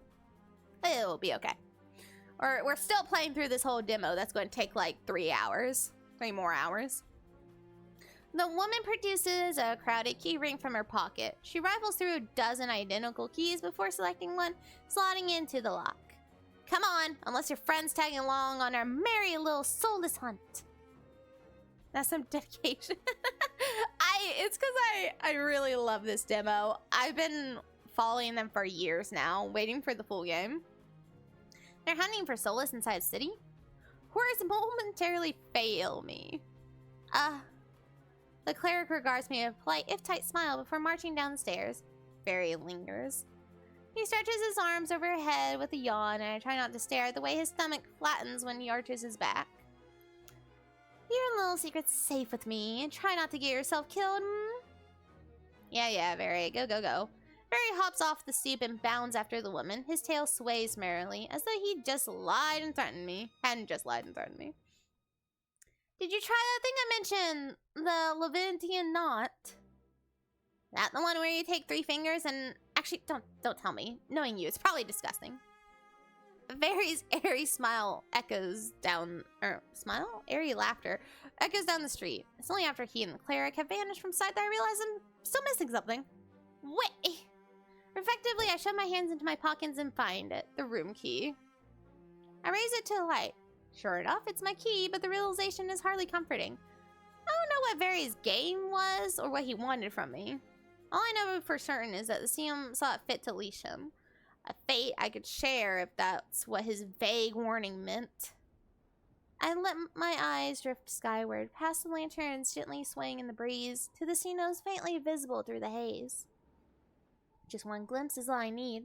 Then I can put this all behind me. This time the key goes into my coin purse for safety. Yeah, okay, girl. If that's going to keep it safer. Sure. Might as well get a chain and just wear it around your neck at this point. It's easy enough to follow the winding streets, climbing uphill towards the distant tower. Hours later, legs aching, sweat beating down my forehead, I finally find what I'm searching for. The Cino of the luminous void. It stands at the highest point of Iridia, surrounded by cold white walls. Well-dressed people stroll down the walkways, ignoring the massive tower in their midst. I'm the only one standing before the gates. I crane my neck up until the top of the Cino spire disappears in the crowds overhead. The gates are so heavily enchanted that even staying near them sets my teeth on edge. Alchemically reinforced locks, invisible alarm sigils, and who knows what else. Knocking seems like a terrible idea. I don't see any other way of making my presence known. Halfway up the steps when something moves in my peripheral vision. Shadowy figure crouches beneath the white walls. They reach out and tug on a vine as if testing its strength. Oi! You there! The shadow vanishes as quickly as I spotted it. A gaunt-faced man in crisp charcoal uniform marches up the steps towards me. Another tourist! Get out of here once you're done gawking! Dismissive wave accompanies his equally dismissive words, and he turns without even waiting for my response. I look back at where I saw the intruder, but there's nothing, just the leaves blowing gently in the cold breeze. Step away from the gates, hopelessness washing over me. Hello? A whisper comes back in my ear, hot and syrupy. Jerk away, but find no one beside me. Instead, halfway down the staircase, I spot a girl peering up at me. She's barefoot, draped in several layers of worn, moth-eaten clothing. Particular metal jewelry hangs across her face and jingles with each slight movement. Her eyes are a most striking feature. They shine a scorching, unnatural crimson. Feels like staring into the sun, and yet I'm strangely captivated by her. She tilts her head, the tinkling of metal riding the wind. Do you need help? I do. I'm unsure how to respond. I believe this is taking us to Rise. The air is charged with a mysterious energy, as if each of my words is worth its weight in gold. On the off chance she can help me, I might as well be somewhat truthful. I do, but wanting is another question. Wanting it is another question. The giggle she makes is a chiming, fluttering sound. You're honest, I like that. She dips into a polite curtsy. My name is Iris. I was like you once, hopeless and alone. The ones in a tower won't help with your pain. I might be able to, though. I try not to dwell on the fact that I'm recognizably desperate. Instead, I focus on her vague offer as I descend the steps. You don't know what I'm looking for. You need what everyone needs in this world. A miracle. Iris turns and my thoughts abruptly scatter. Pitted skin snakes down her shoulders, blooming from a gaping hole in the back of her neck. A shuddering breath escapes me. The fuck? By the looks of it, some sort of disease ate away at her spine, leaving her with hollowed vertebrae. How's she able to move? Or breathe? It's impossible. She shouldn't be alive, and yet... I only get a glimpse before she faces me once more, this time looking a bit bashful. I know it's not pretty, but that's not what matters. The sea spring can cure anything. It can cure you, too. Her shining eyes flick to my bandaged hands and up again, so quick I nearly miss it. I stand there wordless. It's a twisted miracle, but a miracle nonetheless. She extends a hand out to me, her delicate fingers outstretched. I can take you there if you like. You can decide on your own when you see it. Her hand is frail, marred with tiny wounds. The epitome of vulnerability, the complete opposite is seen as mocking, impenetrable gates. And if I say no, it's your choice. Truth is, I don't have much of a choice. Not right now, at least. Wonder if Iris knows that somehow. If there's any hope of finding a cure, I need to follow every lead, including this sea spring for myself. Truly, we do not have a choice. I cautiously slide my hand into hers. Her face is soft. Wow. Her skin is ice cold through my bandages. I don't know where I got her face is soft. I'm struggling, chat. We descend from the river street, or from the higher streets, abandoning their gilded decadence as we cross the river. The wet, derelict districts hold more familiarity for me. However, Iris leads me further still until I am met with an all too familiar sight. My gut lurches when I face the open horizon. The sea spring is straight ahead. Iridia's outskirts are hardly recognizable in daylight, but venturing beyond city walls is a gamble I wasn't prepared to take so soon. Shake my head and pull away from Iris. I'm not leaving the city. She circles in front of me with a placating gesture. Placating, there we go. Placating gesture. Oh. Don't be scared. I promise you it's alright. You're as safe inside the city as outside of it, and this stretch before you is safest of all. She casts a wistful gaze out over the waste as if admiring something beyond the vista. This region belongs to Eyes. Some call him a gang leader, but he's much more than that. Difficult to string my thoughts together. Only a fool would leave the city, but primal instinct tells me that Iris isn't lying. She twirls around with another curtsy, jewelry twinkling playfully in the sunlight. Her doe eyes soften with a smile. Oh, hi, Gingham. I'm really sick tonight, but otherwise I'm okay. How are you?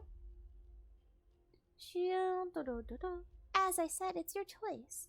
Thank you for coming this far. I hope we meet again, Mimi. I never told her my name. I blink and she's gone. Confusion grips me as I look around, searching for any trace of her. I'm completely alone with only the vast nothingness of the waste for company. Did I just imagine everything? Fine as well, that's good. No, that whole encounter was real. Again, the primal instinct insists on it. Just like it insisted on Iris's honesty. Sea Spring is straight ahead. If it managed to cure Iris, I need to see what it can do for me. I venture forth, nerves and determination roiling together in my chest. My heart pounds with each step I take from civilization. For what seems like an eternity, I force each foot forward, one step, then another, till a realization hits me. I never told Iris my name. Something pierces the horizon ahead of me, a building nestled in tall cliffside, pierced so starkly out of place that it might as well be a hallucination, dripping with extravagance and adorned in honey mahogany. It's an ornate jewel of architecture. Not architecture. Dark silhouettes skirt it on both sides. Trees, I think, until I'm close enough to realize what I mistook for branches were spikes and jutting tendrils. Soulless. Several of them watch me in the distance like statues. Flashes of last night chased me. The gushes of blood and screams of death. And the smell of burning flesh and sour bile. Technically, that was 2 nights ago. I can't go through that again. I won't. Exploding into a messy sprint, I push my legs as fast as they'll take me towards the decorated building. Next thing I know, I'm dashing up wooden stairs and crashing through towering double doors. My lungs burn from exertion. I gasp for breath, desperate to be safe, but when I orient myself with my surroundings, more hellscape than sanctuary. Blood flows all around me, overwhelming my vision with a lurid, unholy red. Instinctively, my hand leaps to my mouth. But the rotten stench of blood never comes. Instead, a smoky scent hangs in the air, sharp and spiced. I swallow thickly, convincing myself that it's not as gruesome as it appears. This has to be the Sea Spring, a place that grants miracles. Tall pillars flank me, blanketed in written notes. Seating pillows scatter the floor. A rusket kettle sits nearby. Someone must live here despite how eerily empty it is. Stay silent. I approach the paper-covered pillars. Maybe something here can tell me more. I reach for the closest one. Reach for a note in front of me. It reads, "Dear Mother, don't cry for me. I'm sorry I didn't say goodbye. But when we'll meet again in another life, I love you very much. P.S. If you ever see me, never speak to me again." It's written in perfect cursive. I've never seen such beautiful handwriting. Before I can ponder it further, sharp chill runs down my spine. Something's watching me. Quickly set the note back, my eyes darting towards the wooden deck, but still empty. Finally, I look towards the Sea Spring. That stillness hides something deeper, something wrong. Hey. I spin around, come face to face with a pack of soulless. They chitter and growl, tendrils and spikes flaring threateningly. All different sizes and species, but sharing one identical trait. Glowing crimson eyes. Try to back away, but my heel titters over the Sea Spring. I'm cornered. Watch your step. It's deeper than it looks. That voice again. The sound of it, the soulless freeze. Their snarls quieting. There's eyes. I search for the voice's source and find it above me, lounging in the rafters. Eyes is also my type physically, but I didn't like his personality last time I played the demo. But this is a new demo. Maybe he's changed. I don't know. You look lost, little sparrow. His gaze is a violent crimson, one that sears through me, leaves me feeling raw and exposed. They're the same eyes I've seen over and over. First with Iris and now with the soulless circling me. All bound by the Sea Spring's red blood. A shroud of darkness behind him. Shapes like massive tentacles twist and coil around the wooden beams. Can't focus. The soulless growls ring in my ears. They're not advancing, but that could change at any second. Panic rises in my throat as I struggle to track them. Hey! Eyes on me. My stomach rolls as I tear my eyes away from the soulless. Don't ignore someone who's talking to you. It's not polite. For a moment, anger knocks my fear aside. Who's this bastard? I'm a bit distracted. Kind of distracted by the soulless about to maul me. Only by my command. I like how the name changes to bastard. I scan the soulless again. They really aren't attacking and are posturing more than anything else. You tame them? Power of the Sea Spring. They're hungry, so they might bite. Could give me a reason to stop them. How about I didn't do anything wrong? Trespassing. That's punishable by death? Gives a non-committal shrug. Expecting mercy was your first mistake. My voice stops in my throat. This bastard's terse coolness is both infuriating and terrifying. I rack my brain for a way to defuse the situation. I need help. Fine, I need help. I thought this sea spring could cure me somehow. My voice wavers pathetically. Honesty has never been my strong suit. He cans his head to the side, praising me. He doesn't respond. I fidget nervously. Telling you I came here for help. Are you listening? Your hands. Alarm jolts through me. I hide my hands under my cloak. Well, girl, they're covered in bandages. It's not hard to guess. Show me. Why? Won't ask twice. With a sharp exhale, I rapidly hold out my bandaged hands. Are you getting off on this? Girl, relax. Unwrap them. He rises to my face and fire to my tongue. Give him peace of my mind, but not when his soul is there one command away from ripping me to shreds. Yeah, girl, relax. Yeah, no matter how much I will myself to move, my body stays frozen in place. I stand there for a long, agonizing minute. My hands are trembling. When I finally raise them, I know the skin beneath the wrappings all too well. The hideous, unnatural flesh I've grown to despise. Grip the edge of the bandages. Stop. The wary smile. The man slides off the beam and lands with a thud that shakes the panels underfoot. He's a monster. An imposing figure that towers over me. I couldn't tell how tall he was before, but he's big. Illuminated by lantern light, his features are stronger and sharper. Subtle clinks of metal accompany each of his footsteps. The closer he gets to me, the faster my heart hitches. What does he want? Is he going to kill me? I step backwards. Find nothing to set my foot on. I'd forgotten my back was to the sea spring. I fall, right before a warm hand catches my lower back. I'm hovering above the sea spring, the scent of smoke and leather enveloping me. Blazing eyes bore into mine. I told you to watch your step. I'm too stunned to muster a response.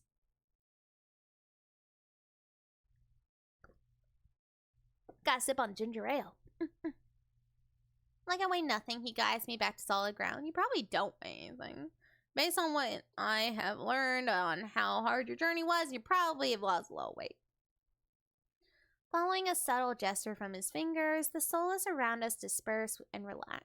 The shift in their demeanor is so abrupt it gives me whiplash. The enormous tentacles are no longer in the rafters, though now I doubt I ever saw them at all. Either way, I let out a breath of relief. Thanks. And as focused on me as he was before, the monster pays no attention to me now. He kicks some seeing pillows out of the walkways, checks the contents of the kettle with a scowl. The sudden disregard is almost insulting. So that's it? I'm not a threat anymore? Never were one. Then why'd you threaten me? People get honest when they're afraid. In other words, he was messing with me. Dragging my hand over my face, exhausted by the fact this is the second time a monster has provoked me today. Your eyes, right? Or aren't you? Depends on who's asking. One of your friends told me this was your territory. She also said you were a gang leader. There's no one else here. I thought there'd be more people. Ice picks up the kettle, walks to the edge of the sea spring, and dumps the contents in endless red. They took a walk. I did that in my voice and not his. It's fun. His pleasant smile stretches ear to ear. In an instant it drops. I get the sense I shouldn't ask about that again. You said you came here for help. Depends. Can the sea spring cure a curse? Probably. You mean you don't know? Nope. He shakes out the empty kettle and starts collecting stray cups, tidying up. My frustration builds. I narrow my eyes at him in a questioning glare. When he notices, he returns it with an amused smirk. Are you being irritating on purpose? Listen, Sparrow. Sea spring can cure anything. Nothing's stopping you from trying it yourself. What do I have to do? Drink. I have to drink from the sea spring that you just poured shit into? My eyes glide to the blood-like pool beside us. The idea of ingesting the liquid makes my guts churn. Not as if I'm averse to elixirs or decoctions. I made my fair share of them, but one misstep and you can easily meet a fate worse than death. Is there a price? Always. Eyes taps his temple with a finger. you lose it a little bit. That's it. I've already beat it to the punch. My humor earns me an amused, feigned grin. This is a little different. When you drink from the sea spring, you forget who you are. Your mind combines with everyone else who ever drank before. Humans, monsters, soulless. One big happy family in your head. My blood runs cold. I've heard of these before. Group minds. Some legends suggest that independent minds can be psychically linked together through a strong enough catalyst. It's never been done before. But something tells me this is real. Even if one thing doesn't add up. Your eyes are red too, but you obviously haven't forgotten who you are. Before I can finish my sentence, Ides strides past me towards the entrance. Time's up. Let's finish this later. Wait, already? You barely told me anything. Came on a bad day. I've got somewhere to be. There's still so many questions burning on the tip of my tongue, but my frustration spills out before I can ask any of them. I was told to come here for help, and instead I get threatened and kicked out. You're joking, right? Watch your tone. I'm nice, but you don't want to ruin the host's mood. My skin prickles. The feeling of being watched washes over me again. My eyes dart back towards the sea spring. A lone ripple dances across the quiet surface. Take Eyes of Ice and clamp my mouth shut. As Eyes approaches the nearby soulless and lanky dog-like one with 6 legs and a crown of tendrils, several sets of red eyes adorn its sides. Its forked tail wags rapidly when Eyes squats beside it. He runs his finger through the tendrils, scratching its chin and pats its head. A gentle smile plays across Eyes' lips. The affection he holds for his soulless is painfully clear. I dip my eyes away, my stomach fluttering at the tender sight. It's getting dark out, so this pretty girl will guide you back. Following a short whistle from Eyes' lips, it trots over to the entrance, obediently tail wagging or swaying. I watch the soulless warily. Pretty is not a word I would use to describe it, and the idea of it protecting me sounds absurd. If I decide to drink, how do I find you? Find someone with eyes like mine, they'll point you in the right direction. But think it over. Once you drink, can't go back. It's a lot to process, but I give a small nod. At least I know I have another option for a cure, as disturbing as it may be. Follow the soulless at a measured distance and watch it nudge the giant doors open with ease. When about to cross the threshold, I sneak one last glance behind me. My heart skips when I meet Eyes' eyes. Eyes' eyes. I'm about to snap my head away, but he just flashes me an easy smile. Till next time, Sparrow. I'll buy you a drink for scaring you. I don't trust myself to do anything but respond with another curtain on. We got one more person to meet. They are adding other options as well, but I don't think they're in the demo. Pretty sure it's just the 5. The original 5.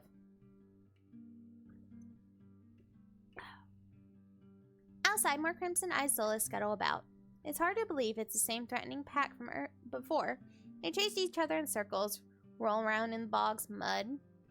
They pay no attention to me as the dog-like one escorts me away.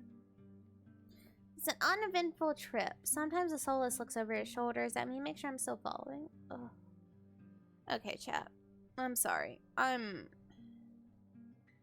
really wanted to finish this in the stream, but I can't. I'm so nauseous. I'm gonna have to, like, when I was gone to go get a drink and anti-nausea medicine, I actually already puked. So I feel like I'm going to be sick again, and I can't handle that. So we're just going to end here. We've gone for 2.5 hours. Next time I will finish up this demo, and we'll play something else afterwards. But for now, I have to go. I'm sorry, chat. Good night, everybody. We're not raiding because I can't do a raid. But good night, everyone.